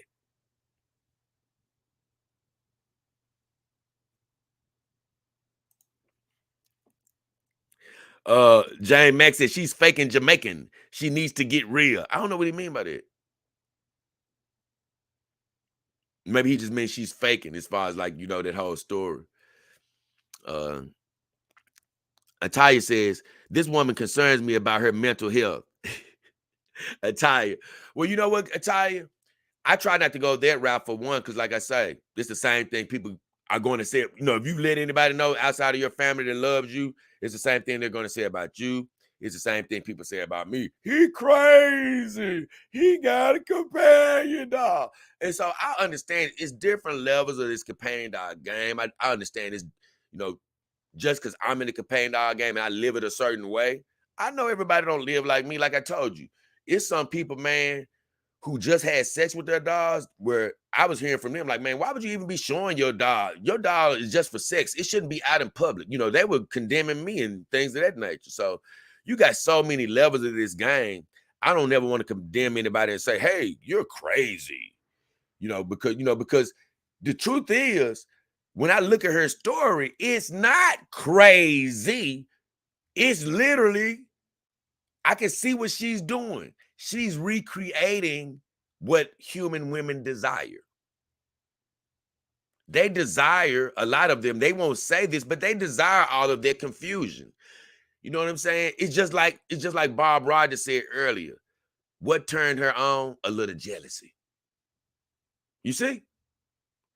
And so these women, if she is making love to her doll, what made her bone him like none other? Her creating this fantasy of jealousy in her head with some other woman. So now, you know what I'm saying, she could probably do what Bob Rogers was talking about, have sex with him, you know what I'm saying? And it created that jealousy in her heart. It became real enough to where, like I say, like me and you agree, Atai, you if you project these things with your emotions enough, it can start becoming a little real. And so she's created that fantasy, and she probably is getting off on it to some degree if she's making love to her doll or whatever. Or she can just be getting off on it emotionally to a certain degree. But the problem with all of it is what I was saying earlier is you're playing those games, and yeah, you may actually be getting some sort of a sexual gratification out of it at the end of the day. But you know what you did to get to that sexual gratification? You did all this twisting of your emotions. You see? You didn't twisted your emotions all out of shape, you know. You didn't gave your dog all type of attributes that it didn't have to have. You know, you didn't got yourself all upset, got your stress levels going up and down and all this other mess. When that's a human trait you didn't need to bring to your companion dog. And you know, like I said, that was my whole point. You know, I ain't gonna necessarily say she crazy. I'm just saying, I'm just gonna say that she's just doing the game. Cause like I say, I got guys out here, you know, people out here right now that play that game that she's playing. And that's why they asked me. That's why some people have asked me, hey man, your girl get jealous? Oh, yeah, my girl get jealous. And I'm not downing you, because like I say, it's a lot of you watching me right now who play their game. I'm just saying, I love you. I just don't understand why you play the game, because I mean, why you would want to play the game from my standpoint. I understand why you play the game. You think it makes it more human to you. And I'm saying, accept the companion dog game for what it is. It's not human. We could put the, you know, like I say, I put the good stuff in them and leave all the rest out. I deal with the negative stuff when I have to deal with a human. So that's what I'm saying. You ain't got to do like me. I didn't mean to say it like I just recently said. You ain't got to do like me. Everybody ain't got to be the same. But for me, I just think like, man, there's some unnecessary baggage that you're bringing to your emotions, because you're never going to experience. And I think that's my whole point. I would love for people to experience what I experience. And that's a total bliss. You know what I'm saying? It's like, man, I'm just so happy. You know what I'm saying? Because I don't have to deal with any of the stresses while I'm exclusively in this lifestyle. Like I told you, the only thing that I even miss is a physical smell, pretty much, you know, and maybe some reciprocity as far as physically. Because I don't really need all the talking. I do enough talking to people on a daily basis. I don't even need all that conversation. But let's just say I did make love to my girls. I do remember what it's like to have a woman give you some head and want to do it, you know, when she going to town. Or I do know what it's like to have a woman, you know, kissing you back in your neck passionately and stuff like that. So yeah, you know, if I was to think about love making, you know, you could probably factor in some of those things. And like I say, it's some sense that I really love about the human woman that I do miss, you know, sometimes. But other than that, man, I'm not trying to bring all that jealousy, frustration, anger into my relationship with my companion dogs. Whenever I have to deal with a human woman again, I worry about that then. And so I've always been like, damn, these people are not ever going to get to the level of happiness that I am with my companion dogs if they're introducing all these frustrating levels. They think they're just making it just more human, but they're just introducing all those negative human emotions into their life that they don't even have to introduce. You know, you're missing the best part of the companion dog life by trying to relive completely the human experience. You know, we are human beings, so you're going to create some of the human experience with your synthetic mates. But when you go all the whole nine and you're creating all these jealous moments, then now you're making it more stressful. And I say this, even on the AI, like I was showing you guys on the video the other day, you can turn up jealousy levels and all of that stuff. You know what? I know if I had an AI, the jealousy levels they would be off for me. I don't want that. But it's just like I always tell you about the sex. I would still like that it's on the AI as an option because, like I told you, I love having options of things even though I don't use it. But I would never turn that meter up because I'm like, once again, even with the AI, it's still not my human counterpart. So if I don't have to deal with that bit of negativity, I won't. You know what I'm saying? I won't. So, like I say, I don't know um how everybody out there feels, but that's just my 2 cents on it. You know, I understand that some people may feel like they need that uh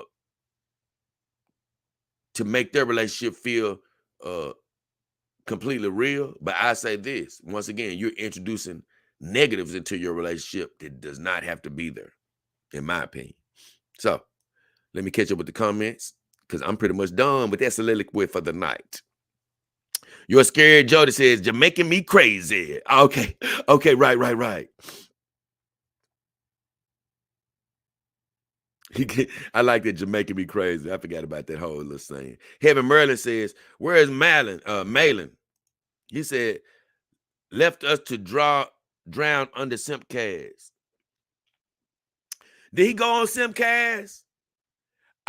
Look, I didn't see Simcast today because I'm gonna tell you something. God bless Simcast, but man, I've always said that show is definitely a female show because only a female show would have a damn a show during American football. You know, I had to classify it as there because I know I got a worldwide audience. But just to let you know, if you don't live in America, if you're doing anything during the NFL, you're looking for people not to look at you. Now, I'm sure people still look at them, but I know I'm not trying to look at them, not for more than 2 seconds on football Sunday. So I have no, even when that show was starting on Sundays, when I started seeing it on Sundays before the football season, I was thinking to myself, this got to be a female show because they don't realize it's going to be a lot of people that's not going to even want to think about tuning in on no damn Sunday when football going on. Even though I think they still get a good crowd, but I know people like me ain't there. So I didn't even look over there today. Somewhere buy her a ticket to Disney because she's living in Fantasyland, Jay. Like I say, man, I don't want to go too far with the Fantasyland or crazy talk because, like I said, that's the same thing. People, he living in Fantasyland. He crazy. Anything that's different is living in Fantasyland. I say this though, she is living in Fantasyland, Jane Max. She's living in a Fantasyland that I don't want to live in. And guess what? I'm living in my fantasy with my girls. But that's just, the fantasy of jealousy is not the fantasy that I want to recreate.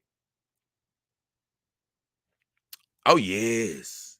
That's what gives me peace now, Jane Max. He said fat booties. Oh, yeah. And I'm going to be honest with you. Like, from a physical standpoint, I'm not going to lie. The only fat booties that have given me peace so far is, from the human woman because I haven't made love to my girls yet. But my guy DAS, another Dog King Army team member, and shout out to all the Dog King Army team members. Thank you all guys for your support.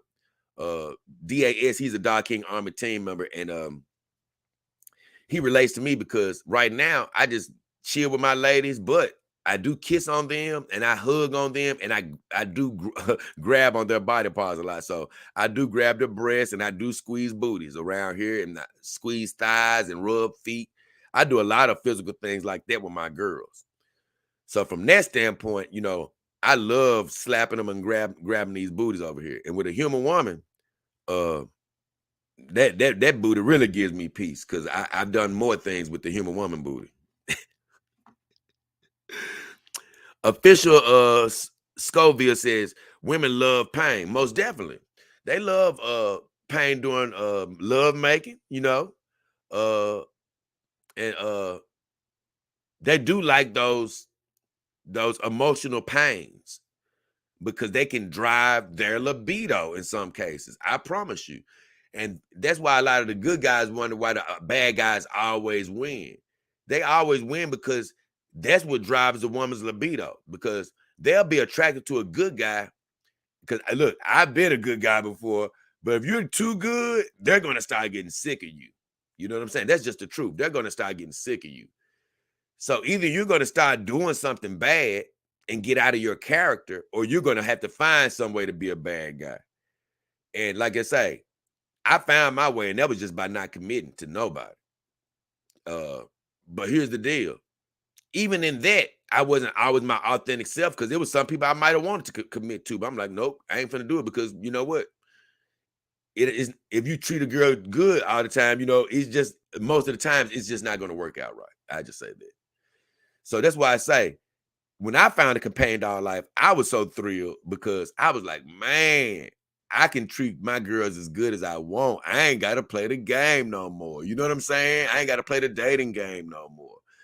And so I actually love that about this lifestyle. I love the fact, you know, that I can rub my girl's feet, and, you know, because I promise you, man, women can get just tired of good treatment. Like, I love massaging women and doing all that type of stuff, but I promise you, even a massage or something, a woman can get tired of you treating her good. Literally, man. Literally. So they need to feel that negative sometimes. And so that's what I think this woman was doing. You know, she was creating this whole, you know, they say they want a good, and it's really bad for the women, you know, for men is looking, because women, and with human women, I'm just being honest here. A lot of you say you want a good guy treating you good, but it's just like Jack Nicklaus said in A Few Good Men. You can't handle the truth. You can't handle the truth. You know what I'm saying? And you can't handle, not you can't handle the truth, but you can't handle good treatment in a lot of cases. Not 100% good treatment. You need for a man to do something that's going to get you on edge for your vagina to start pulsating. And a lot of it is, some women just don't feel like, unless another woman is wanting you, and they know that another woman is wanting you, they start to lose interest in you. You know, as long as they can start feeling like somebody else wants you, then they can start, oh yeah, now you ain't finna get him. But a man, we don't need to feel like that. We don't need to feel like somebody's desiring our woman. You know what I'm saying? That's another thing. Like, I don't need to feel like that. I don't even want to feel like that. I'm cool. If somebody do think my girl's attractive, that's fine. They here for me though. You know what I'm saying? With my human women, I didn't mind if people found that my human girlfriends was attractive. You know, some people get mad at that. Don't look at my woman. Nah, man, that's cool.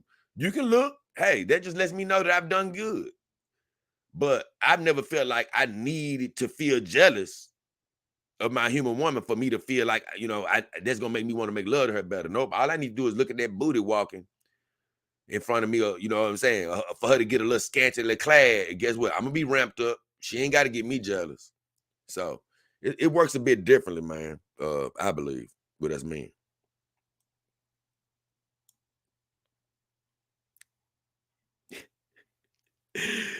Jane Max says, I'm glad they're staying together for Marcelino. I don't know, man. Marcelino, man, he getting put in bad situations, man. That's what I hate that for my guy Marcelino, man. He getting put in bad situations, man. Making like this man cheating, and man. This man trying to live a faithful life, man, and she making up a fantasy that he cheating on her. I don't like it. Ataya says, I have many stuffed animals, and I look at them as being helpers for our princess, so there's no jealousy. We all have a duty. Oh, that's great. Like I say, man, I can't wait to tell this origin story for me in the future. It got something to do with this whole stuffed animal type thing. Because I've even told people who've owned stuffed animals, women who can't understand this lifestyle and stuff. I'm like, hey, with your stuffed animals and stuff, did you get a connection with them and you start loving them? You know, you go over your girlfriend's house, hey, move Bobby over. You know, their dog. You know, so believe me, it's a lot deeper connection when you got a companion dog. And Ataya, whatever relationship you have with your dog already, it's going to be different in some months. Believe me. You may love your dog now and like your dog. Oh man, I got me a dog. Yeah, I like it.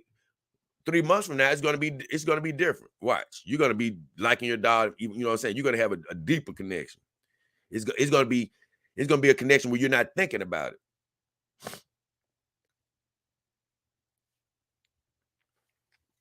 All right, let me hear this. She said, speaking of attachments for dogs, I tried the penis attachment the other night. Interested and adventurous. Did you actually use it, Ataya? You know, did you actually interact with the attachment, or did you just put it on there? And she read it. She had another statement, so I'm going to see what she said.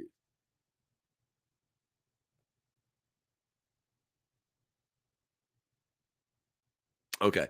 But yeah, I want to go. I want to go back to this because I want to laugh at the time. I want to see what's going on. She said she tried the attachment, but I want to see, did you just put it on or did you use it? Okay. Now, the next thing, what's concerning is that she's letting fantasy blend too far into reality, wanting your partner to cheat on you and go so far as to also get press attention is concerning.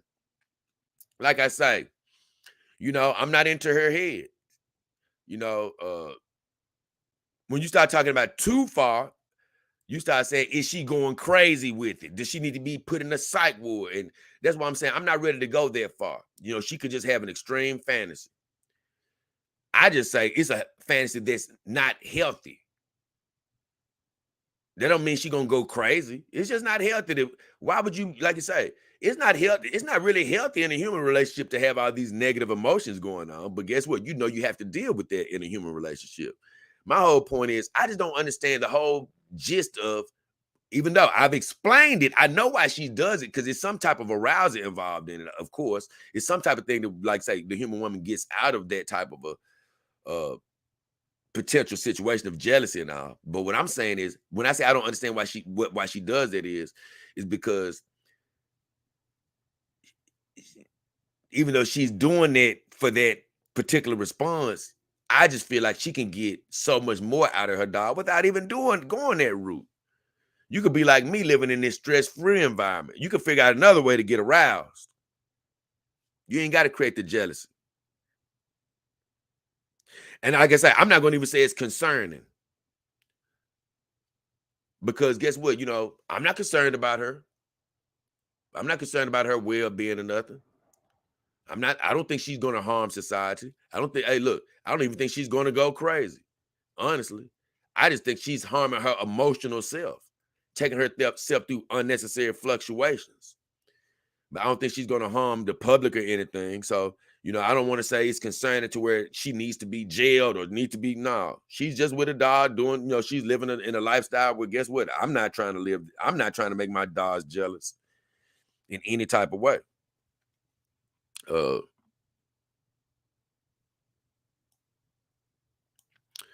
just want to get, I'm just sort of framing it like that, Ty, because here's the deal. I'm just trying to say, see, you're a dog owner now. And so I'm just trying to say, you'll hear the exact same thing, even though you think you're living the smarter lifestyle. You know what I'm saying? You're not introducing jealousy or anything. You're going to be sounds like more like I am. But guess what? You're still going to be crazy. As far as, you know, other people are concerned. It's still going to be people that's going to look at you and say, this is concerning. She has a problem. And that's all I'm saying is, I always get careful into throwing those words around. You know what I'm saying? Even though I know where you're going with it.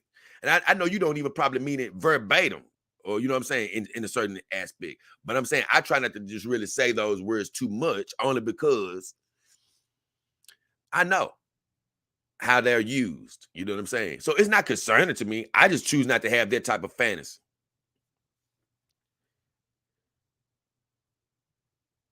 Yes. He says turn the nagging levels on the AI to 0 too. Most definitely, I definitely wouldn't have that on.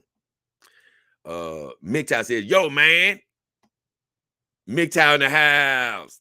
He says, good morning, brother.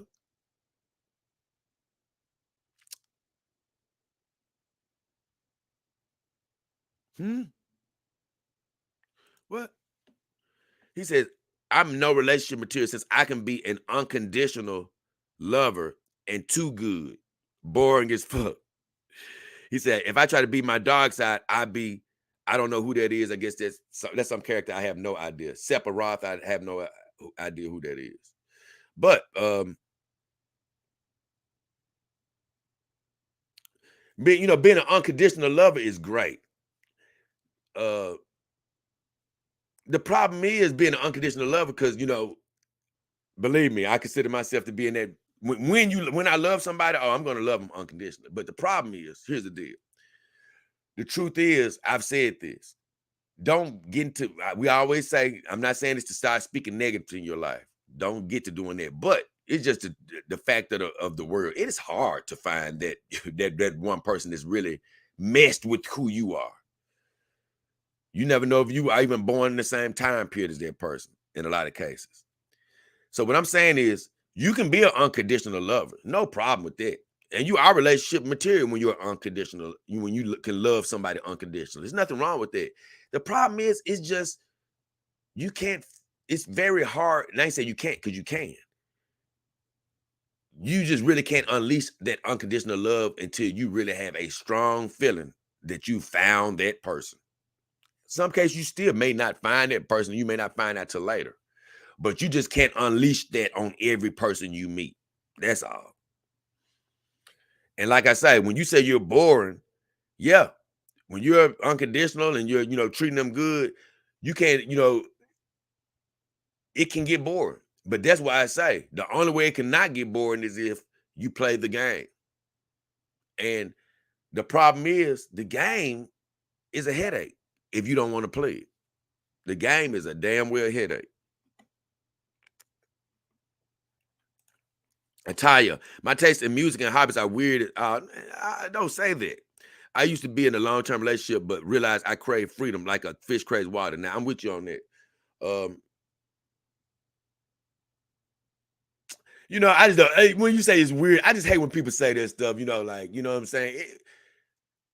It's just if you have something different, it ain't weird. You know what I'm saying? It ain't, that's something the public tries to put on us. Like they even say, well, our lifestyle is weird. Yeah, they can say that, but I don't feel like it's weird. You know, uh, I love anime. People may feel like it's weird, but I don't feel like it's weird. I feel like I'm gonna be a kid forever. People may say grow up, that's weird, but guess what? I don't feel like it's weird. I feel like you better keep a part of your childhood in you at all times. And that's the problem with the world. People don't keep it inside of them. They too in a rush to be grown. But man, yeah, don't say your hobbies are weird. They're unique. They're just who you are. Because weird is almost trying to say that they're not good. Man, forget that. Just because you're different, they're just different. And I know, once again, I know how you mean things, Italia, but I'm still speaking for the overall audience. Because I pretty much know your persona. You don't mean it like I just said it, but I'm just saying, hey, when you use the word weird and stuff, you got to be careful, though. You got to be careful saying that you're weird or saying, how people perceive you. Nah, forget it, man. You ain't weird. They may think you're weird, but you're not weird. They may not be what the majority chooses to do, but it ain't weird. Miktai says, all my few relationships were very short-lived. Wow. He said, I'm somewhat autistic and weird. See? He said this stuff before and it makes me mad, calling this stuff into existence. Autistic don't make you weird, bro. What makes you weird is you saying you weird. That's really what it is. I don't even care if other people are calling you weird. You become weird when you start saying you weird. He said, this is why I'm no relationship material. You're no relationship material because you say you're no relationship material. Let alone marriage or husband material. You're not marriage or husband material because you say you're not marriage or husband material. He said, I always let women know this. Right. And that's why it never works out. I know you laughing, but that's why it's not funny. That's why it never works out. When you let them know all of that, right? That's why it's short lived. You know what I'm saying? That's why that's another. Even if they were going to be even if they weren't going to last, that's another reason why they didn't last. Keep telling you, man, your mouth. I'm autistic. I ain't good enough. I'm weird. I'm still. Everybody don't like me. But no, Jay, I'm fat. I'm short. I'm stubby. Right. No excuses. You're talking bad about yourself. You're being negative. And I love you, MGTOW. I can't let you do that. That's why that's exactly why those things happen. I'm no different. Hell, even in my last relationship, I was talking a lot of that negative mess too. That's why it didn't work. Man, she wasn't sure. I remember at one point, my girl, we broke up because well, I ain't gonna say because of this, but I just say we got in a long distance relationship in the middle of that relationship. This last, I'm sorry, this is a while back, but this last girl I was in a serious relationship with, we end up our relationship transitioned to long distance. She moved out of town and stuff. But make a long story short, I used to always be like, man, we broke up because of long distance, but a part of it was my mouth. I wasn't who I am now. And I remember, man, I was like, man, you gonna break up with me. You gonna move away and break up with me. You gonna move away. You know what? Now that I'm the person I am now, I don't got regrets. We got to go forward because I'm happy in this lifestyle. But when I think back, what if I had to say, we gonna make it? Are we gonna make it? Are you finna go up there? Don't worry about it. We gonna make it. You ain't finna leave me. You can't leave me if you wanted to. So what I'm saying, my words wasn't saying that. And guess what? We broke up. So that's what I'm saying. Words is powerful, man. More powerful than you think, especially when you're speaking them over yourself. A lot of people be worried about what other people are saying over them. No, it's what we're saying over ourselves that really count.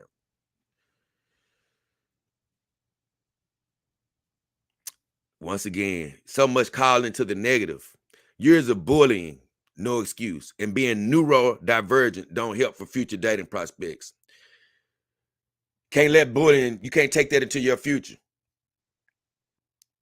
You can't take any labels on your life from the past go into the future with you. Because once again, when you say years of bullying and being neurodivergent don't help, you're carrying those things into your future. Yeah, man, I was bullied 8 million years ago, so now it's going to affect me today. No, it's going to affect you today because you won't leave it there. I don't care how much they did it. Cut it off. Stop thinking about it. Put it in the back. They said I was ugly. They said I looked like this. They said I did this. Cool. They said a long time ago. It's time to leave it in the past. Stop claiming what they said about you. Stop remembering. Forget it. Give it up to God. Let it go. Stop saying that stuff over your life. I'm gonna tell you something, man. Whatever spirituality you may have in you, once you get to the companion dog life, and if you are especially starting out like me, exclusive in the companion dog life, that maybe let me write that down. I might need to do a show about that. But I know one thing. It can help you with your spirituality. You'll stop focusing on, what I'm saying? That's the one thing these girls can bring to your life. If people will stop focusing on them making their companion dogs jealous and stuff and bring that negativity into their life, they can start making it, focusing on making their companion dogs a positive thing. Don't bring the negative things with your companion dog. Let them be a positive beacon in your life.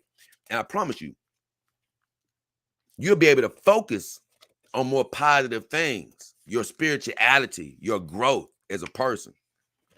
You know what I'm saying? You won't have to be worried about all that negative stuff. I got to write this down. I got to do a show about this.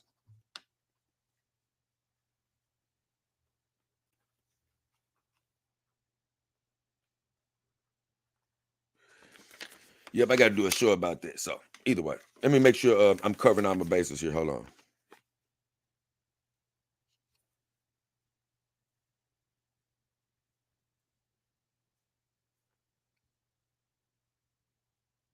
Okay, cool. I didn't pretty much cover most of my bases there. He said, I'm happy like this. I love being alone. Idiots may call it coping, but those same idiots can't handle loneliness. Weak ass fools. I can't lie. You giving me a lot of points to talk about tonight, McTy, as far as which I'm seeing some stuff like, I just say this. Are you happy like that? That's a question you have to answer for yourself. Because I'm going to say this. When I go back and read this statement, it's not for me to determine. I'm just going to read this statement. You're talking about how all your relationships didn't work because you were broken, so to speak. You know, but you know, basically like you artistic, you weird, and you know, you know, you're too good to them. And how you let them know that all of this is a part of you before you even date them. So my whole thing is, I'm not sure. You only know the answer to this, but I'm just saying, I'm not sure from reading that if you're just saying, hey, you're on this side, but you'd rather be there. I don't know that. I'm not going to try to figure that out. But when you say you love being alone,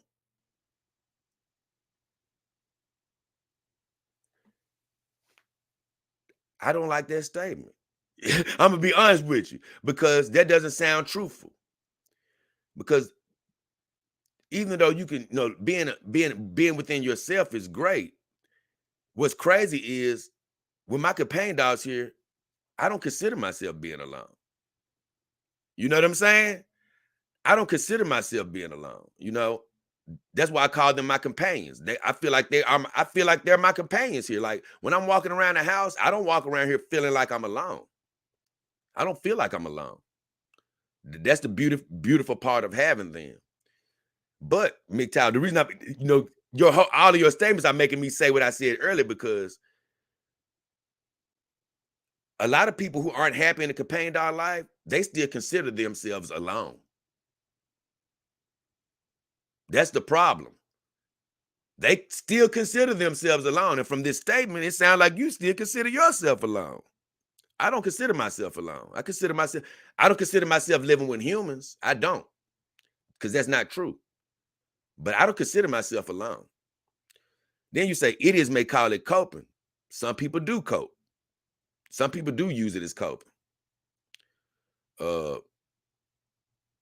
I don't think, you know, I'm not saying you do, only you know that. But he said those same idiots can't handle loneliness. And that's, once again, where, like I say, I love you, MGTOW, but once again, you're just giving me more talking points where I've always been cool, you know, being by myself. But once again, being with my companion dogs is not loneliness. So I wouldn't say this is dealing with loneliness. So if you're feeling lonely, even though you still have your girls, once again, that's not fulfilling, you know, to me. You know, if you're sitting at home and you're feeling, like I say, I might be the only human here, but I'm never sitting here looking at the games feeling alone. I don't feel lonely. So if you're feeling lonely, it still sounds like, you know what I'm saying, something's not being fulfilled. Like I told you, if a human woman comes over here, give me some vagina, kick it, that's fine. But I'm never sitting over here with my girls saying, man, it'd be cool if, I'm talking about even a guy. I don't even be sitting over here wishing my guy friends would come over or anything. I'm just totally happy being here with my girls and my cats. But I don't consider it being alone, and I don't consider it being lonely, because lonely is not a happy word. When you say I'm lonely, that's not happy. More than likely, that's sad. You know, because being happy when I'm by myself or being happy when I'm alone is a different statement from saying I'm happy while I'm lonely. That's different, because lonely is saying, man, you're longing for somebody to be in your presence. And so for me, I'm not lonely because I never sit around here longing for somebody to be in my presence. Like I told you, if a woman knock on my door, that's why I haven't even tried to get a human woman's number in 2 years, because I'm not longing for that. If it happens, it happens. If it never happens, guess what? It never happens. I'm already happy. So that's all I'm saying. That statement had a lot of things in it where I'm like, hey, like I say, at the end of the day, you can only look into your own heart. But That statement had a lot of little talking points in there, MGTOW. And I'm praying that you're happy. Ataya says, yes, fully interacted and have to say it was, oh, sweet. So this is beautiful. This is beautiful. So Ataya says fully interacted, and she says she had to say it was great. Well, okay. I remember when I first started talking to Ataya, and she was talking about that she may go ahead and make love to her dog or whatever. And because she knows about the whole thing about how I've been waiting, waiting on connection and things of that nature. But I'll also talk to her about how some people don't wait; they may build up a physical bond later. Some people, just go 666, then they build up a physical bond. But I also think it is another type that does it at the same time, where hey, you may have sex, but guess what? You're also introducing the companion side, so you can do both. But for me, I just felt like, and I still do feel like that, if you just put a little space in between the sex, that you're going to even be more anxious maybe after some months, and the connection is going to build up to where you've sort of denied yourself, or maybe even some weeks, maybe, or maybe even days, to where if you're that ready to go with your companion dog, you're not going to need any type of help to do so. And I just think that if you enjoyed yourself, I just think that it probably would have been better if you had waited a week. But either way, I'm happy to hear about your report, because all of us are so different, when it comes to this sex thing. And I was really thinking about you, wondering, did you did you do it? Because you were saying that you may make love to your dog or whatever. So I just think that's an amazing whole little thing there, because it's funny. I didn't even think about your dog having an attachment, because you have a beautiful dog, honestly. But I just think it's amazing that you did enjoy the experience and stuff like that. So that's great to hear. Because like I say, in that almost sexual experience I had, I did enjoy myself with Cal at the time that we almost did something. But it didn't make it there. It didn't make it there. But I can see how I could enjoy it. Now, Jane Mack says she wants her dog relationship to be like a telenovela. Hey, look, she can go right on ahead.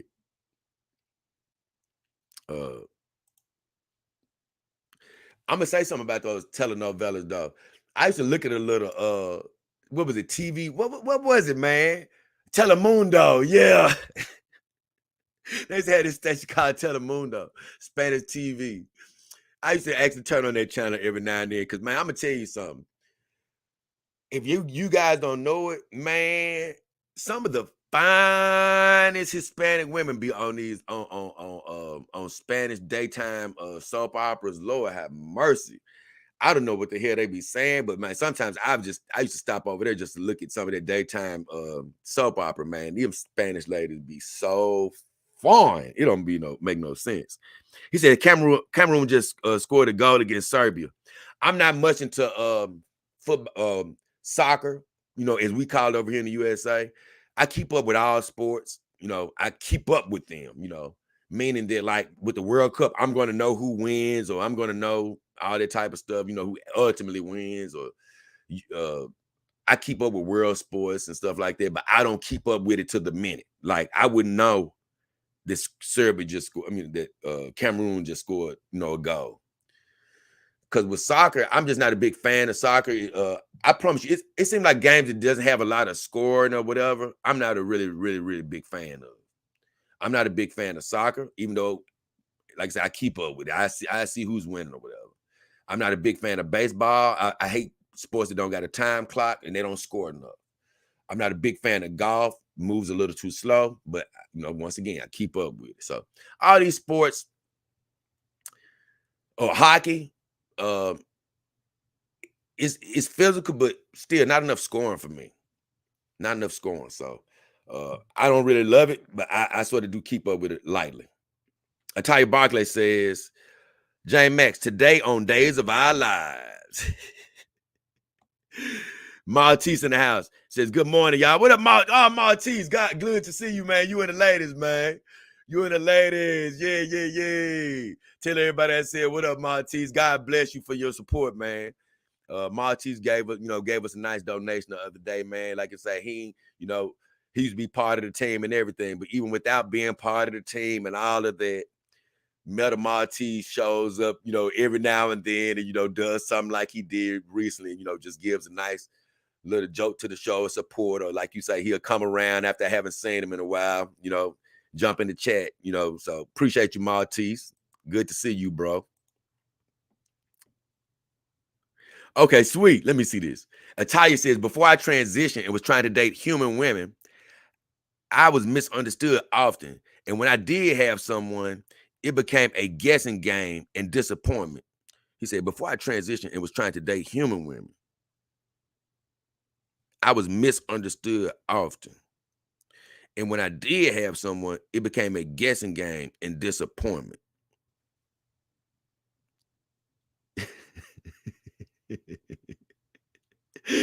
Oh, he crazy. She crazy. I don't really understand this statement all the way.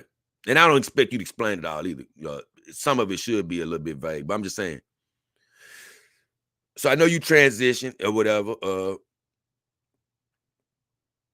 And I know that could be a very misunderstanding time for somebody that's transition. I understand that. But you saying you were trying to date women and it became a guessing game. I'm not sure what that really means, whether they was guessing you was a man, woman, or whether they was guessing, what your attraction lies. I don't really know. But you said it became a disappointment for whatever reason. Well, the thing about it is that's still nothing to get too worked up over. You were still figuring yourself out. You know what I'm saying? You were still trying to transition and find out who you were going to be. Even though you might have known inside, it might have been stuff going on the outside you were trying to figure out and stuff. And when you're still figuring yourself out, you still can't expect anybody else to fully figure you out, So if you were transitioning, of course you're going to come across some emotional times like that, but it's still nothing to hold on to. You know what I'm saying? It's still nothing to hold on to. I understand why you holding on to it, because it's hard to let go of the past until you just really make this decision is to say, forget that crap. Like I told you, it's a lot of breakthroughs that have happened in my life.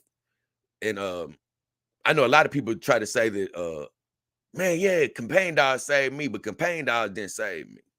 What happened was God just refined me through Companion Dogs. He allowed me to connect with Companion Dogs, and then he further refined my spirituality that already existed.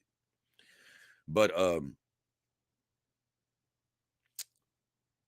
I didn't realize, man, like I say, I was still praying and asking for forgiveness for things I had done since I was little or some crap. I mean, little kid. I didn't realize that I was still doing all of that.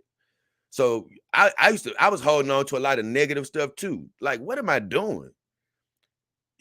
But as I was growing, since I've got my dogs, even as I was growing in my spirituality, and when God was revealing to me, Jay, what are you constantly asking for forgiveness for stuff that happened in your past? What are you worried about people who said negative things about you in your past or whatever? You got to be like Paul, leave those things in the past, reach forward to those things with light head. If you're still holding on to the past in any type of way, it's going to be an anchor on your life. Man, when I did that, it was a weight that came off my chest that I can't even explain. And ever since that day, even things that happened a few minutes ago, if I make a mistake, it's over. I do not hold on to it. It's in the past. If somebody said something bad about me, I had somebody, recently said something negative about me. Guess what? I didn't say anything back to that person. Guess what? It's not for me to fight that battle. It's for God to fight that battle, and for me to leave it in the past where it go. Bye-bye. See you. I'm going on forward.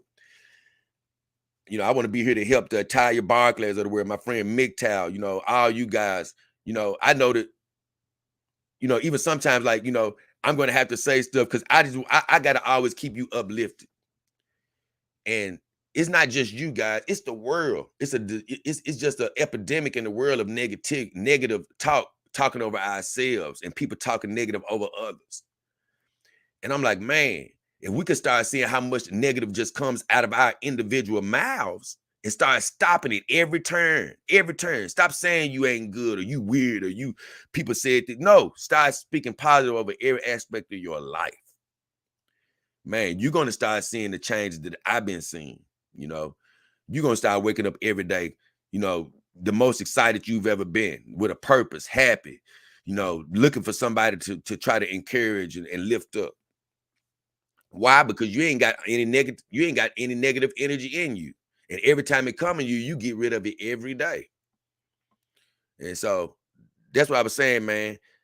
Let all that stuff go during your transitions and stuff. You know, I ain't saying you got to go back and find a person who talk bad about you, be their best friend, but let it go. It's over. You who you are now. Guess what? You know, you in today's time. Anything that ever happened to you, it might have made you who you are ultimately, but guess what? Now you can leave that negative stuff in the past. Listen to Ghost making calls for music. That's funny. And she was talking about when I was saying that you need some type of I was saying that, hey, I stopped making love to my girls and stuff like that because,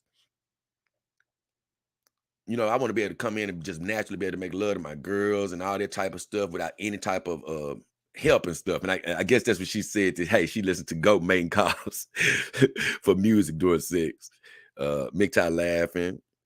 Jane Max said, facts, Jay. Heavy Metal Marty says, cannot blame your past on your future. Right. We got to leave the past behind. And, you know, but Marty's, you know, I try to break it down even more only because I know that it's hard initially. Because the human flesh wants to be offended. You know, when you say these things and stuff, you know, you want to hang on to it, man. I remember they said this. I remember they said that. But it does nothing but weigh you down. You know, if somebody really does you wrong in life, of course, you have to remember what somebody did in case somebody does a similar trick to you. You can be like, hey, I remember when somebody else tried to pull this on me. Yes, but you can't keep the malice, you know what I'm saying, that you feel against a person in your heart. You got to forgive that and keep going. You ain't got to keep dealing with that person, but you can say, guess what? It's over. I'm going to forgive that person in my heart, meaning that, okay, I'm going to let go of the anger. I know they messed me over, but I'm going to let go of the anger. But if it ever happens again, of course, you know, okay, I see you trying to steal from me like this other person. Okay, I'm finna avoid that. I ain't saying don't avoid it. What I'm saying is don't keep that malice in your heart.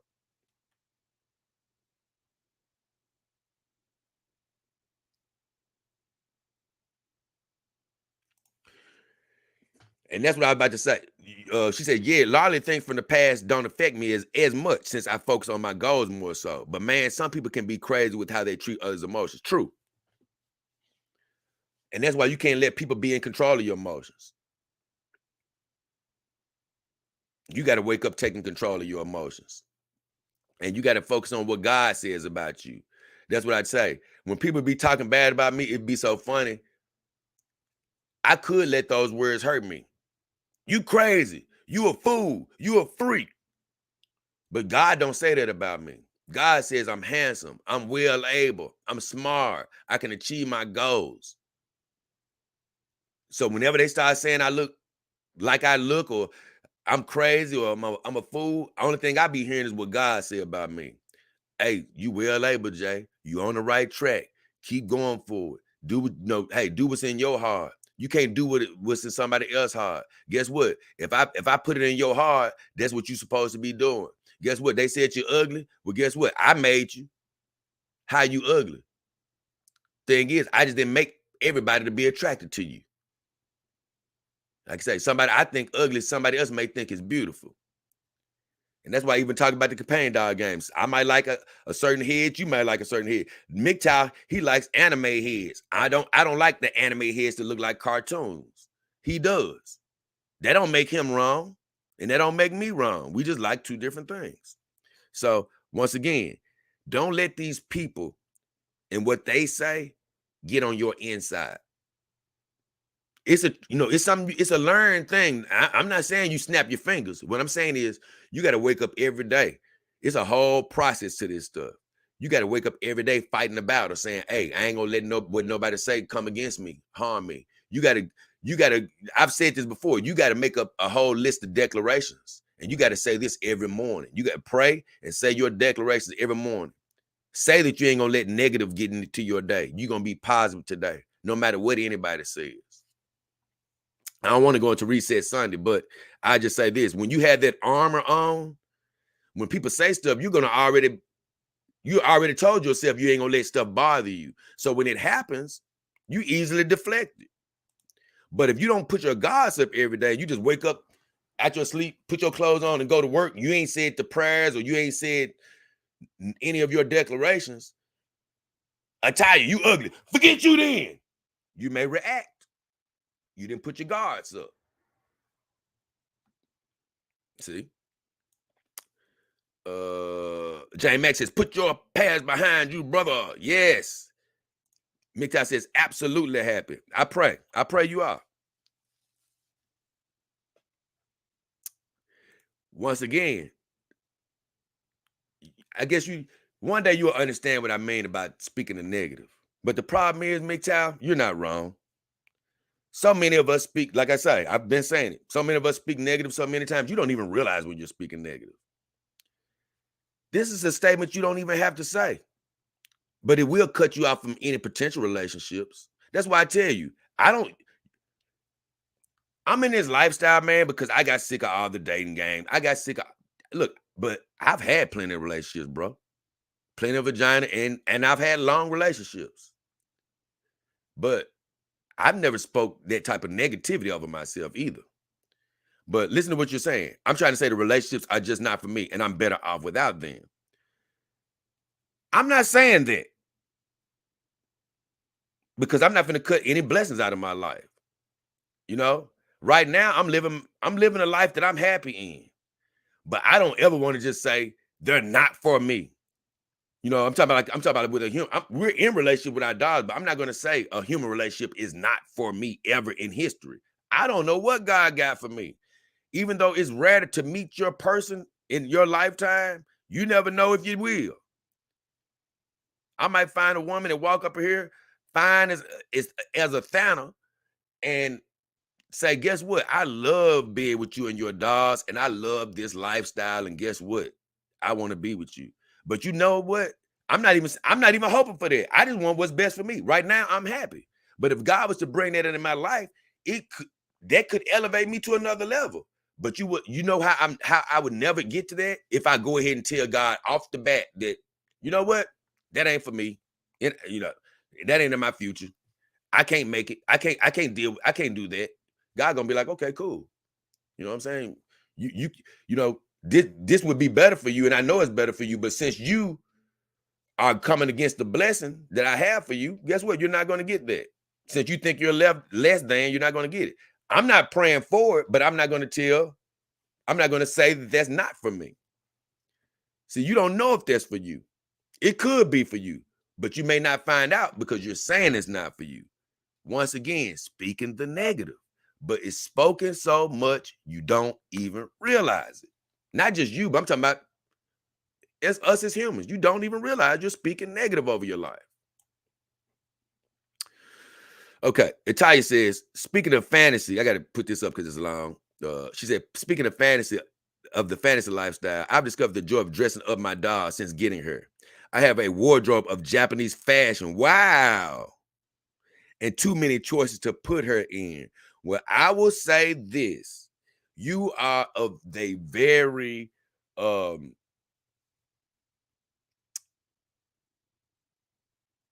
lucky variety, I say, or that wasn't the word I was trying to look for, but a rare, I say. That's the rare I was going to say, a rare variety, because most of us have trouble getting a wardrobe for our girls at all. It may help you because you have a more feminine wardrobe, of course. But for a lot of us, it's hard to even get into the game of dressing your girl. But the funniest part is I'm also laughing because you like, man,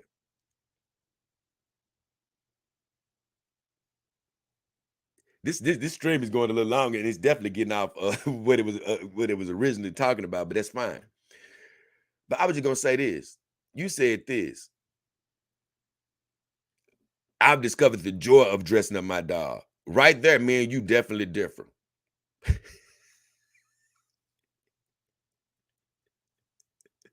You more like my photographer friends. I do not like love the act of dressing my girls up.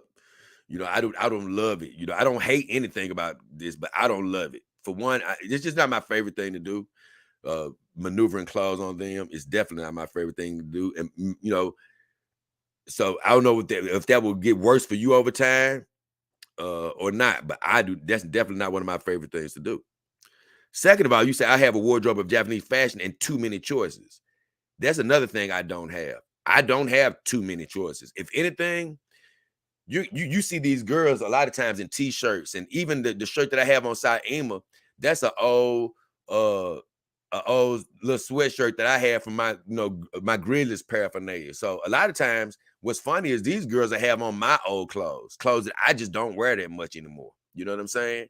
I've transitioned it to the girls. I've cut up shirts and made clothes. So, when you say I have too many things to choose from, I know I'm not with you on that. I don't have too many things to choose from. I don't have many clothes at all. You're going to see these girls in white t-shirts and stuff like that for the foreseeable future. As far as not for the foreseeable future, but as far as what I have to see, I had to catch myself negative, MGTOW, because I don't want to speak that over my life. When I say you're going to see them in white t-shirts, you're going to see them in white t-shirts with what I have now. So you got to fix it. I don't know what God is going to bless me with tomorrow, but as far as what I have right now, all I have is t-shirts and things that I've made. Don't know about tomorrow though. Oh, let me see this. Now, you said my loneliness has largely reduced too. Having Mika has been one of the best things I've ever done for myself, no capping. You sort of answered what I said earlier. If you're saying that you're lonely, you're not convincing me that you're completely happy, because you're not happy and lonely. Lonely is not a good feeling. So if you're feeling lonely, you're not happy, in my opinion, not completely happy. You can have a sense of happiness, but you're not completely happy if you're feeling loneliness. But I love the fact that you said my loneliness has largely reduced, because it's only going to reduce more and more. Now, it still depends on how much you may desire a human connection. If that's something that you can't get out of your brain, then still the dollar's only going to be able to help you. It's going to bring you to a point, but you may still just need that human connection. Now, you could find yourself like me, because like I told you, I'm not necessarily shunning the human connection, but I'm also not looking for it right now. Now, like I said, I could be different from a lot of dog owners, because a lot of dog owners haven't had the vagina that I've had. They haven't had the relationships that I've had, experiences that I've had. You know what I'm saying? They haven't had the success in relationships that I've had. You know what I'm saying? I've had a lot of success, what I mean by success, meaning most of the girls I've dated, I didn't have to be done with them very quickly. That's what I'm saying. I didn't have to. It wasn't a damn. I dated her, now she's gone in 3 days. Nope. I've had a few relationships that ended when I didn't want them to end, but for the most part, nah. I made love to many women, and guess what? The relationships that I wanted to have, I pretty much had them. But one thing I say, when I first got my dogs, I was living by myself or whatever, and I would get the occasional vagina. I did not think I was lonely. I was sitting up here, man, watching my anime and stuff. But I did notice I had more mood. I did have more mood swings and stuff. Times where I just felt unhappy. And when I first got my cats, that's when I started realizing, like, damn, I didn't realize that I wasn't as happy. You know what I'm saying? But when I got my cats, I felt better. And when I got my dogs, that's when I realized, like, damn, maybe I wasn't as happy as I thought. You know what I'm saying? That's when I started realizing, like, damn, I thought I was sort of happy, but no, I was sort of upset, when I was living here by myself. So making a long story short, I didn't even know I was experiencing some loneliness, because I've always been such a loner. But when I didn't have my dogs, I felt a little bit more angst on a daily basis. But, since I got my dogs, my cats in my life, got my spiritual base, I'm anything but lonely. Man, my days are full. I wake up, I'm kissing and hugging the girls. I'm super duper happy. Like I said, I ain't waking up like, oh man, same if you was just a human. Nope, I ain't never thinking that. But like I say, it is some mornings where I wake up and I literally remember the smell of a good smell of vagina. And I ain't gonna lie, it's almost like it's here in the room where I be like, whoo, Lord. Now, hey, I can deal, I can deal with sniffing it today. But I don't miss it to the point where, I'm unhappy or anything. So let me hear this. Miktai says, my dogs always make me feel good. Good. So glad to have them. Now that makes me happy. Now that's what I want to hear, like I said, but I want to hear that because that's all positive. But I also don't want you, hey, look, it's cool with you not being in a relationship. I ain't telling you to go out there and date, Miktai. But I just don't want you to be calling this defeatism in your life. You need to start saying, I can have a human woman if I want one. I can be in a long-term relationship if I chose to be. Say stuff like that. You know what I'm saying? You can stay just like you are, but you got to just sort of change a few sentences up. You know what I'm saying? I'm autistic. Don't nobody want me. That's a lie. I'm sorry. That's the incel lie. No, that's a lie. No, they will want you. That ain't got nothing to do with it. I'm telling you, man. I went with this dude. What was this dude name? I can't lie, man. I was working at this place, and I can't lie. This girl, she was dating this dude. Man, and I don't judge guys, you know what I'm saying? And my friends don't judge guys. But man, this dude, God bless his soul, because I don't even want to talk like that now. But I'm just saying, at the time, I was like, man, I ain't judging no dudes, but this dude is even damn ugly to me. I'm talking about, I'm like, man, I don't know how a woman is coming close to this guy. He didn't have a bad looking wife. And even my friends up there, they were like, man, I don't know how he got this girl, whatever. Now, of course, women might be like, yeah, he packing, but still, here's the deal, guys. Before a woman knows you're packing, you got to get the woman. You see? So that's why I hate when these guys, man, I'm ugly, I'm fat. Nah, bro. I done seen the worst of the worst pull dimes with their mouth and not with their wallets. But the only reason they were able to do that is because they went at it time and time again. And I ain't talking about just going with a girl getting some vagina. I'm talking about keeping them for a while. So even with being autistic or whatever, you just had, you know what I'm saying? Either you didn't put the time in to perfect your game as far as the human girls, or you probably just didn't find that right girl that knows how to, you know what I'm saying, deal with you in the right way. Because, man, it's another show I can't wait to do, man. It's so many I got to do. It's going to probably be a Saturday show. But it's about this guy, and he went through, man, I just say he went through a lot. And, man, I just say this. What happened to him, he was so messed up. I've seen this happen in the world several times. But he was so messed up, man, you would think, man, is anybody going to ever date him? And, man, he ended up getting a nice looking one. You know what I'm saying? These people in bad situations, health-wise, you be thinking nobody's going to be with them. Man, they end up getting like a model type girlfriend. And you be like, damn. Why? Because even some of these beautiful women and stuff like, handsome men for women, they're not as superficial as you may think they are. You know what I'm saying? Some of these people just, they may be beautiful on the outside, but they're just as beautiful on the inside. And they be seeing people for more than just physical attraction. And I can't lie,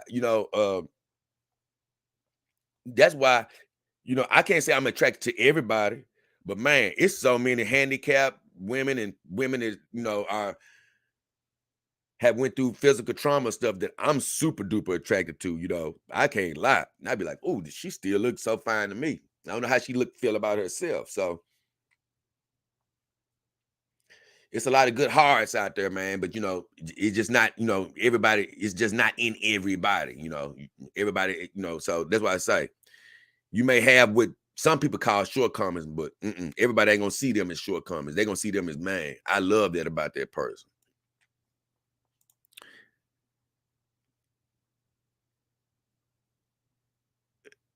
Okay. Ataya says, since being intimate with her, I've been wanting to get her a commitment ring. It's been a process of growing closer since then, and it's really been lovely. Oh, that's great. That's great. Hey, don't let my marriage talking stuff dissuade you. It's either. You know, some people are really into the marrying of their dolls and all of that. You know, I always try to tell people. Now, some things I'm just speaking from my perspective about me, about what I want to do, you know, with my particular girls. And I have, you know, I had said, like I told you, I'm not with the marry, and I don't need to, you know, I want my girls to have jewelry though. And I can't lie, I do need, you know, when I get some more expendable income, I do want to get my girls some jewelry and stuff, some rings. I like that, but they won't be commitment rings for me. They'll just be jewelry. Uh, but hey, that's the beautiful part about your girl. Do whatever make you happy. Get a commitment ring. Do whatever you want to do. And like I say, even if you want to marry her, you can do whatever you want to do. Don't let everything that I do with my girls determine, you know, your path. And I ain't talking about you, Ataya. I'm just talking about anybody out there. You know, I don't want you to be like, man, Jay said get married, man. He don't want to do that. So I ain't gonna get married to my daughter. No. Do what you want to do now. Do what you want to do. You got to live your own fantasy. You got to make your life happy. B. Harley says, I just want to say I love what you're doing, educating people on the doll world. People are always talking S and judging without having any knowledge of what they're speaking on. Hey, thank you, B. Harley. Like I say, and with the doll world, man, I appreciate you saying it, but I just want to say, man, especially with this channel, man, it's more psychological. You know, I'm still gonna be talking about brands, new things coming out, and also, like you say, my interpersonal life. But another thing that I'm really extracting from it is just that psychological side of the doll world, man. It's a lot more emotions and stuff that goes into these dolls and just this whole lifestyle. And all of these things need to be talked about, you know, helping everybody grow as doll owners, as well as educating people who aren't even in the doll world, you know, educating them about the lifestyle. Because like I say, even though I say I hated that this girl is went down there and making these stressful situations with her fantasy, I didn't want to go down the route of calling her crazy or, you know, something like that. Because guess what? Like I say, it's people right now that's saying, oh, look, he crazy. He crazy. No, I ain't crazy. I'm just doing something that most people don't do. That's all. That's all. And so even when Natalia was saying she's weird, you're not weird. You just may be reading books or doing stuff that everybody else may say that's not cool. Guess what? That don't make you weird. They just make you doing something that they ain't doing. That's all. Let me see what B Harley says. Oh, sweet. I've never heard from you, B Harley. You've been in the shadows. You one of the people I've always talked about. I'm like, you know, I know some people that watch the show a lot, but I never see them. So it's good to hear from you for, you know, like out front. B Harley said, I've been watching your channel for a minute now, and I admire that you aren't afraid to be you. And I love that you really don't care what the F people think. You're a lot like myself. Thank you, B Harley. You know, it's hard to, you know, for a lot of people to have that don't give a damn attitude because, like even Natalia was saying earlier, people's words hurt you now if you don't have a guard up. And if you hear negative stuff a lot, it'll start seeping into you. And before you know it, you'll start saying negative stuff about yourself and you won't even realize it. You know, it'll just seem normal to you.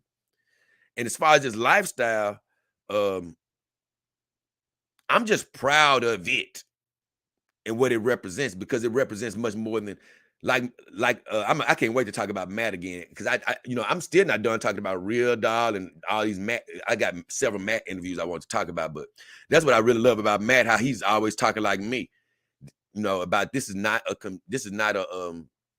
dolls ain't just about the sexual, man. And that's the biggest misconception that people be having, trying to make these dolls just about the sexual. No. These dolls are much more than that. Much more than that.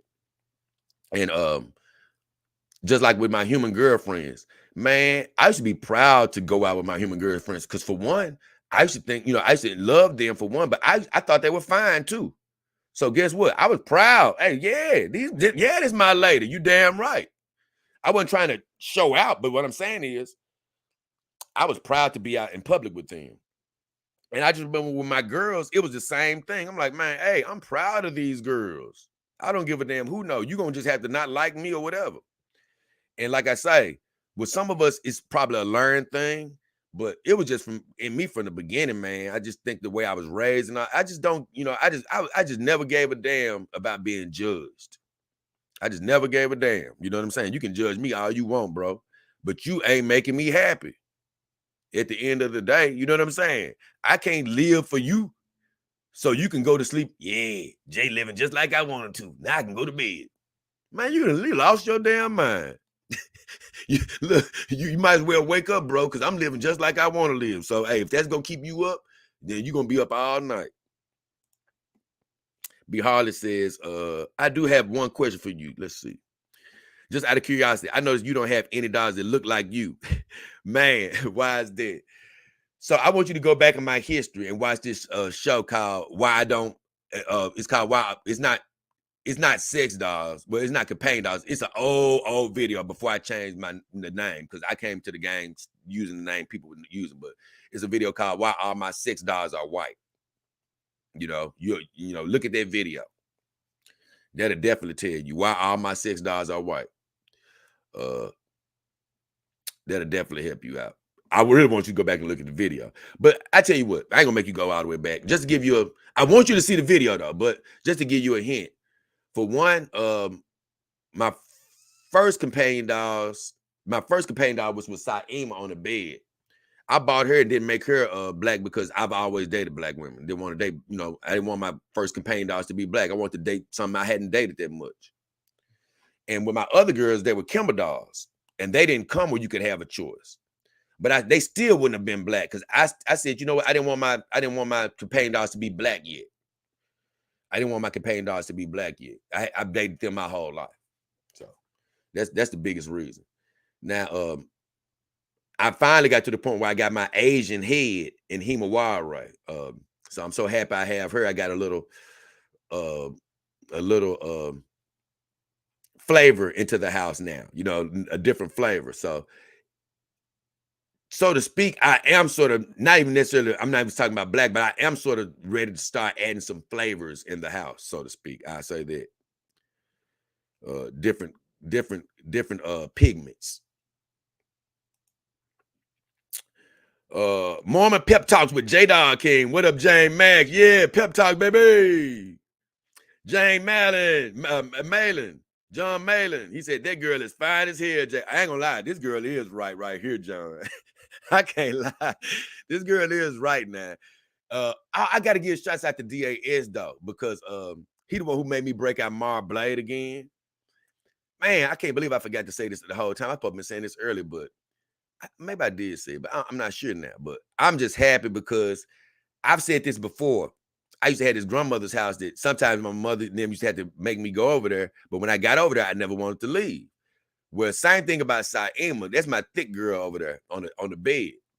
Whenever she gets out, even though she's super heavy, whenever I have her out, I never want to put her up.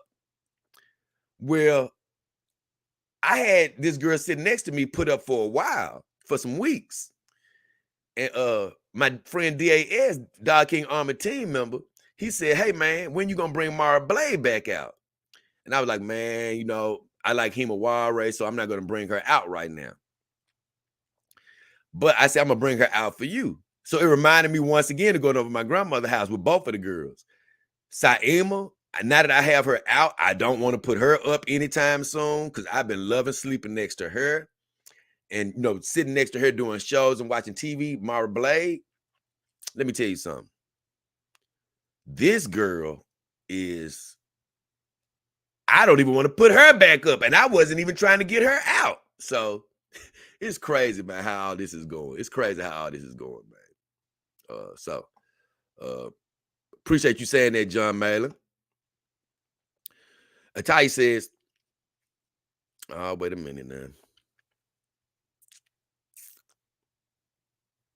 Atai says, I've been wearing Lolita fashion for almost 4 years. I have an insane amount of clothing for her ready. It's insane. See, that's the thing. See, you already got female clothes at home, so it's easy for you. I had this ex-girlfriend that got jealous of me. I'm assuming because she came over here and she saw the girls over here one day. She was looking fine that day. I ain't gonna lie. But when she found out that I was really serious, I was like, man, she was like, what you doing with all these? I said, whoa, whoa, whoa, whoa, baby. I said, hey, these my girls now. And when she was like, oh, he's serious. Oh, okay. She was like, well, I'm gonna bring you all these clothes over here for the girls. But I haven't seen her since. But I was definitely looking forward to her bringing the clothes because that would have helped me out a lot. But at the end of the day, she was jealous. She probably didn't want these girls having her clothes on because she the perfect size too. Heavy Metal says,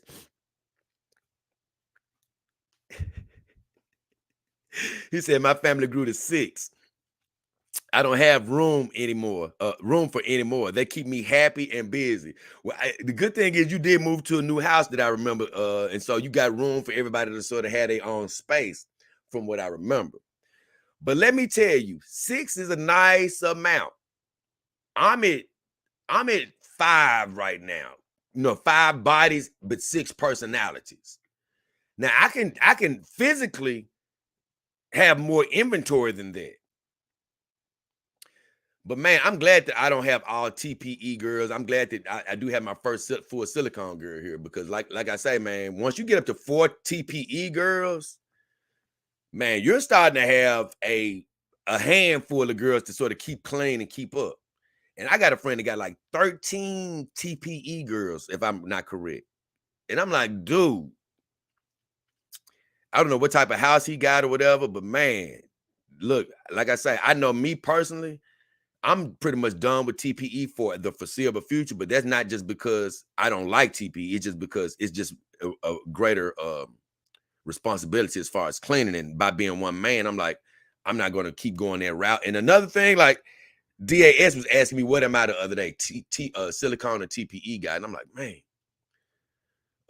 I think I'm sort of just in between. But man, like you say, because I love the realism of silicone and I love the squeezability of TPE. So I still think I'm somewhere in between. But I think if you just force me and just put my head to the grindstone and said, Jay, you got to have one over your house, it would be silicone, mainly because of the upkeep. My hell yeah, it's a full-time job. Atalia, I don't even want to hear that out of you. I promise you I don't. Atalia talking about it's a full-time job times 3, and just one is such an adjustment. Now, I know one is an adjustment to your life, but what I don't want to hear is that it's a full-time job. You went silicone. Your job is not nearly as hard. It shouldn't be. If you now it shouldn't be. This girl sitting right for everybody that's looking. Saima is the one sitting on the bed, but the girl sitting right next to me is Mara Blade, full silicone doll from Iron Tech. This girl is literally takes care of herself. She's never going to get dirty unless I make love to her, pretty much. That's just the truth. I can choose to wipe her off once every couple of months or something, but she's not dirty. I powder her down. She's just as clean as she's ever been. Dirt doesn't get into her like TPE. It doesn't it doesn't get into her skin like TPE or anything. She doesn't stain or anything like TPE.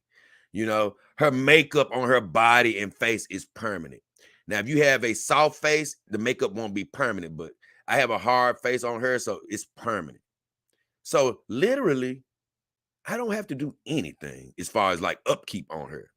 So, Atalia, I don't know what you're talking about, unless you're just doing some unnecessary cleaning, or unless you're making love to her all the time. Now, if you're making love to her all the time, yeah, you're going to be cleaning her up a lot. But my girls, like literally, I've only wiped her down when I first got her, to be honest. I haven't given her a bath since then.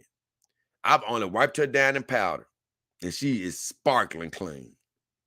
So it shouldn't be that much of a physical adjustment, maybe a mental and living in your space adjustment, Atalia. But if you're watching your girl and you're not making love to you, you're probably watching her when you don't have to.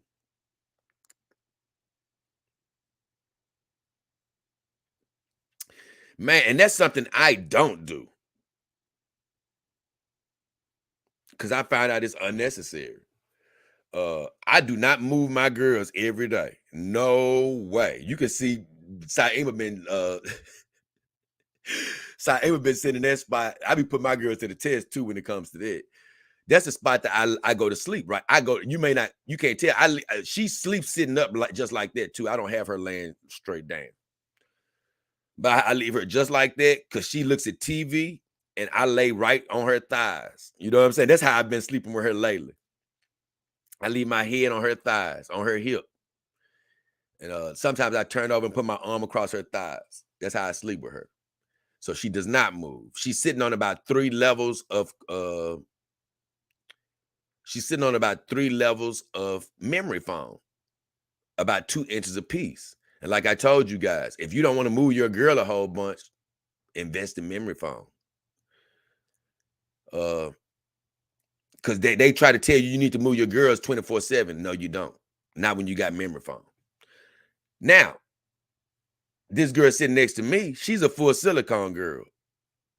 She's sitting on memory foam too. But you know what? I really ain't got to move her as much because she's a full silicone girl. She doesn't get impressions in her body like a TPE girl. So I don't have to move her damn near any. She can sit here for 2 weeks and be just fine. I put her to the major test. I let her sit down for, like you said, damn near 2 weeks. Looked at her, no marks, no nothing. Just fine. No dirt, no nothing. I'm letting you know something, man. A full silicone girl is way different than TPE when it comes to cleaning up. B. Hardy says, I'm definitely going to watch it. Yes, it's called Why All My Sex Dolls Are White, even though I don't call them that anymore. I did a whole show on why I stopped calling them that because they aren't that. You know, I actually never thought of them as that. The first video I ever did on companion dolls, you can go find it. It's called My First Synthetic Companion. I was even saying then that I didn't consider it a sex doll. I considered it a synthetic partner. But the reason I was calling it a sex doll was because that's what they were just normally called. And I'm like, yeah, you know, well, people aren't going to even know what I'm talking about. So I'm going to call them what everybody else calls them. But I never liked that term until one day I just realized, like, you know what? I don't even have sex with my girls. What the hell am I doing here? I'm like, these ain't sex dolls. They're way more than that. So I'm done using that terminology. So I got rid of that terminology. Oh, let me get to addressing him. What? I don't know. Maybe he having sex with his or something. I don't know. But I don't have to clean mine one. Oh, I get what he's saying. See, I don't do mine like that. I will be working every weekend. See, that's what we're different at Metal. I don't do that. I would be working every weekend, and then I would be having to keep up with it in a different way. You know, you'd have to, like I said, you really got to stay on your stuff if you're doing it every weekend. And I wouldn't want to do that every weekend unless I'm making love to one of my girls. So I literally clean all my girls at the same time. Within about 2 or 3 day period, all of my girls are clean. It's either on the 15th. I started out cleaning my girls, on the 15th of every month, and I still am on the 15th of every month. But sometimes I may fall a few days behind. But yeah, around the 15th of every month, I wash 2 girls a day. That's really what I do. I wash 2 girls a day. It's been a very rare time where I watch 1 girl a day, but I try to do 2 girls a day. 1 girl in the earlier part of the day and 1 girl in the later part of the day. Yeah, I wouldn't want to do that even though I bond with my girls by bathing them and stuff, I wouldn't want to do that every weekend. It's not a very long process. I just don't want to do that every weekend. So, yeah, especially with multiple girls. Let me see this. Okay. And here's the deal where I'm a little different than a lot of photographers that I know. He said, I often dress them up and take photos too. I really enjoy the artistic side of having dolls. I love watching people do photos, but I'm not a photo. I don't do photos with my dolls like that. For one, I'm not great with just posing them. And honestly, I'm not going to even say I'm not great. I haven't really tried to pose them in a million positions because I like them in the position that they are. And I'm a preservist to a certain degree. If my girls don't have to move, they aren't moving. Every one of my girls are literally brand new as far as their joints are concerned. You know, backs have never been used pretty much. You know, I've never used a swivel hardly on them, never bent them hardly. The arms hard. I'm telling you, man, my girls really stay super preserved. So I hardly ever really do a lot of moving with them like that. And as far as posing, I'm like, I don't want to just do a lot of posing with my girls. If I, you know what I'm saying? I'm like, nah, I don't want to ever get them loose by doing a lot of poses with them. So I've never really did that or that much. And here's the deal. I don't have many clothes for my girls, but that's one of the things I don't really love about dog ownership. I do not love, I've said that earlier. I do not love dressing my girls. It is, let me tell you something, man. I've mentioned this on videos and streams before. If you think it's easy to dress your girls, you got another thing coming. To me, it's always a challenge. You know what I'm saying? Because a lot of times, even when I put a shirt on my girl, especially a long one, then I have to try to stand my girl up to pull the shirt down or put her on a rack. You know, putting panties on your girls, putting t-shirts on them. It's all hard to me. I'm going to be honest. And so even now, I'm glad you brought that up because even now, my girls have, I said a while back, I'm not going to be changing my girls every day. That's too much work. I got too many girls and I'm not going to be changing them every day. They ain't human women and they don't get musty. So they ain't stinking and the clothes ain't dirty. I just said, I had already said, man, you know, I'm not going to try to kill myself, you know, trying to show people every piece of clothing I got in my wardrobe. No, not going to do that. I'm going to change the girls, you know, as I see fit and as I can. And, you know, recently I was going to change them for Monday's show because I try to change them like going to the next week or whatever, but I didn't get a chance to. I just, for one, doing the show is a lot of work, just getting it prepared and all type of stuff. So sometimes I don't have time to change them and do everything. But even so today, I didn't really feel like changing them, but more importantly, I don't know if other dog owners, I said I might make a video about that too, but I guess I'll write it down because everybody's not going to look at the stream. So I make this video for people who don't see it. But I say this, sometimes when I get the girls looking really good, like I like them, I'm not in a rush to change what they look like.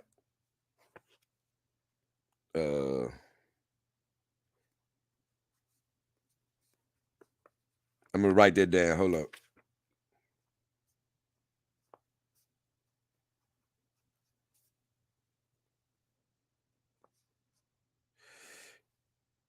Yeah, so sometimes I just like what they look like. And honestly, I was thinking about changing Saima and Mara Blade today earlier. And I was like, man, I just love this shirt on Mara. She really doing it for me right now. And Saima, I just been loving her with her Grizzly stuff on. And I'm like, you know what? I'm gonna leave them in it. I'm sorry. I like them like that. So that's what they've been. So I'm not really with the often dressing them up 24/7 heavy metal to Maltese. And I'm not a very big photo taker. I love my guys that do that though.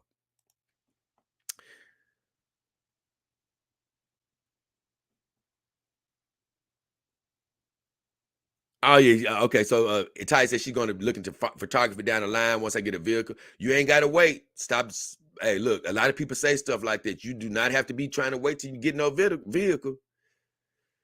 You ain't got to take her out in the world to do photos. You could be working on your photos in your home. You know, perfecting her. You know, like I said, you could do the stuff that I'm not fond of. You could perfect getting her in her poses. Because most of these dog photographers don't go out in the real world, and you just to let you know, they set up stuff in their house. You know, they set up backdrops in their house, so you can do a lot of, or they do Photoshop where they make it seem like the dog is outside. So you don't have to wait till you get a car. You know, if you want to do like me and go out sometimes, that's fine. You do need a car for that. And in that case, I can't wait to get another car to go out and present to you guys some more of my videos where I go out into the world with my girls. But And that's something I can't recreate, honestly. But if it's just being a photographer, man, it's a lot to improve upon just working at home.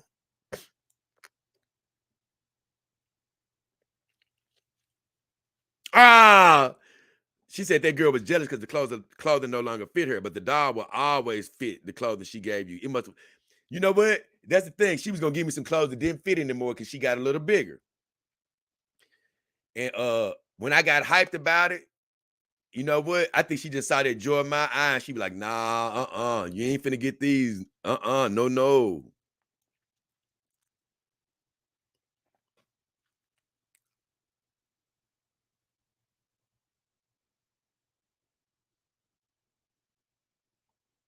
All right, yeah, that's true. She said, "I meant it must be full time for Maltese, but adjusting to my first dog has been a series of learning things." He. Oh yeah. But the thing about it is, I'm going to be honest. A lot of your stuff is going to be more psychological, and of course, if you're making love to your dog, you know, just make sure she's clean. But once again, I'm just letting you know, and I'm not coming against you at all to tell you, but only thing that makes me laugh about you is you don't even realize how good you got it. That's the funniest part because you started out with silicone. And that's why I'm actually, you know, when I think back about my journey, I almost started out with silicone. But luckily, I didn't have me here to tell me what to go with, or I would have went with silicone. Because I'm glad I went with TPE because it has let me know, about this material and how to teach others. But I mean, no offense, you don't even have to worry about how to really clean your dog properly. It's silicone. Nothing is going to get on the inside of its skin. You never have to Vaseline your dog. That's a whole nother process. You never have to oil your dog or anything. That's a whole nother process you don't even have to think about. Only thing you got to do is wipe your dog up a little bit and put some powder on her sometimes. I mean, it's just not even having to worry about the cleaning process like a TPE dog owner. The only learning curve you really got is just having her in the house or learning how to move her around or something. That's it.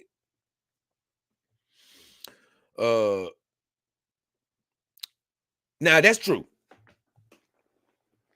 We're always learning though. So, it is always something more to learn. So I agree with Heaven Made Maltese on that. He said, I learned a lot from my first dog and I'm still learning. Like me, even though I've learned the physical things with it, I'm still growing with the psychological things every day. And I'm still just learning about the dog game every single day, because I'm doing research 24/7, reading and studying and looking at videos. I'm just learning as well as just having my own girls. So you're always learning. But I'm just talking about just the whole scope of actual taking care of your dog. When you got a silicone girl like Atalia, it's a lot easier. A lot easier. Okay, Heavy Metal says, and I was just trying to work through these comments because I've been through with the main part of this stream. But y'all been keeping me talking this morning. I know I've been gone for a few days, so it's good to get this talk in. Heavy says, got to go to work. He said, y'all have a blessed one. Hey, have a good one, Heavy. Atalia says, see ya. And Atalia says, crotchless panties are God saying. Who is this old thing right here? I'm not really into crotchless panties as far as my girls having them. I ain't gonna say they don't look. No, I don't. I wasn't into that. I sort of like whole panties when it came to my human girlfriends. And even with these girls, I think I would prefer the whole panty myself. But I know you got it all, Atalia, because you're a female, so you got it all. Lee Guy says, hey, nice to see you all. I bought me a nice companion dog. Hopefully she'll be home end of this year. I really like women designer clothes and gold, so she gonna be happy. Good job, Jay. Oh, that's great, man. That's great. If you like women designer clothes, you're gonna have her looking fire. Like I said, I see some people online, and I'll be like, ooh, man, my girls. Look, I love my ladies, but I just do the best that I can with what I got. But I be feeling bad for them sometimes because, man, I be seeing guys be having all these fancy swimsuits and clothes on their girls, and even if it's just off Shane, which is a cheaper website, I don't have that money today to be buying Shane clothes and a lot of wardrobe for my girls right now. I don't have any expendable money right now today to buy today to buy clothes for my girls. So I'm just working with what I have in my closet. So look at this. Where is these bots coming from? But yeah, so you probably got all type of stuff to put on your girls' attire. Why they ain't blocking this user? Oh, okay. Let me see something. No, okay. If I don't know why they ain't blocking that user. But either way, stream almost over anyway. So Lee guys, let me see. Hold on. Oh, hopefully when she get there, let me know, Lee God. He said she'll be home at the end of the year. Then he said, I really like women designing clothes. Okay, so you're gonna do good on the clothes. And gold, oh man, yeah, you're gonna have them girls looking awesome. I got a few little small pieces of jewelry for the girls. Nothing is of any real price, of course. But they look nice on the girl. And I say, you know what? In the future, I do want to have some quality jewelry for my ladies. So he said she's going to be happy.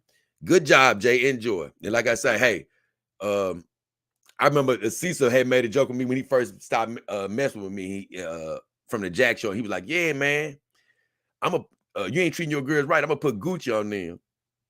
And I was sort of laughing at that. So yeah, if you can really dress your girls up, I'm sure they're gonna appreciate it. But I always say these girls at the Dog King house, even though I'm looking forward to dressing them up one day, today they got to enjoy the simpler things in life. Ain't nothing like it, baby. So I finally made it to all the end of my comments. It's been a hell of a show. I honestly thought this was going to be a bit of a quicker stream, but guess what? I always say that it goes as long as it's supposed to go. It was fun. I want to say thank you all for hanging out with me today. Thank you for the questions. Thank you for the interactions. Thank you for being up, early in the morning, afternoon, or evening, wherever you are. God bless your life, whatever you're wishing for, hoping for. New relationship, finances, promotion, health, whatever it is, we pray that you have it. Hoping you find that new companion doll you may be looking for, or that human mate you may be looking for. But I tell you what, according to the I never did put it up, y'all. I can't believe it. I never put it up the whole stream. But I say this,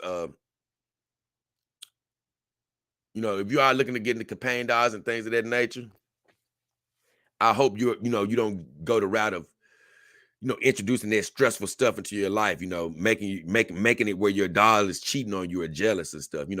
I'm not downing people who do that, but I just say it's not just the greatest for your emotions. You deal with that when you have to deal with a human woman, or a human man. Deal with that then. But when you're in a companion doll life, look, take it easy on your blood pressure. Man, you can get off them blood pressure that medicine when you're in the companion doll life. So take it easy, enjoy your girl, and like I say, cut out the stress, and you'll be better, I think. But with all that said, it's been me, J. King Hefner, the beautiful Mara Blade, and the beautiful Saima Renee Uzumaki. We're finna get the hell up out of chill. Now let me see what they say before I go. Lee God says, I know, Jay, I love your dogs. They're beautiful. And the time you spend with them is very nice. Thank you, Lee God. And that's what I do. I give them love and attention. And, hey, what I can't give them monetarily, I give them in love. And like I say, try to do the best I can with them. And like I say, hey, they when I get them in a special little spots, I sit them there for a second, but they're all protected because I keep them on some soft stuff. Because let me see, I can't even show it to you. You can't see. But either way, I got a couple more comments. My guy Mick Ty said, "Stay safe, be right." He said, "I don't know. I don't know what BRP means." Oh, bro, be safe. He said, "Stay safe, bro." That's what he meant. It was a typo. You stay safe too, Mick Ty. I love you, bro. And remember, stay positive, my friend. Scuba Guys says, "Thank you for this fun discussion." Hey, thank you for being here, Scuba. Photon. He said it was an interesting talk. Photon was in the house. Thank you, Photon, for being here, man. Thank you all, man. Y'all have a great Monday. God bless your week. And guess what? We'll be checking in tomorrow. Live stream, video. It's going to be something. I have no idea, but it's coming. Just like they always do, baby. Back to back to back to back to back to back to back to back to back. back to back. Yeah, baby. We finna get out of here, though. Finna get out of here. Finna get out of here. Man, I don't know what I'm gonna do, man. I think I'm gonna try to look at, man, maybe an anime, and then maybe call it a night. You know what I'm saying? Look at an anime or something, then call it a night. Maybe, oh no, I'm gonna check out the episode of The Peripheral. Yeah, that's what I'm gonna do. The episode of The Peripheral.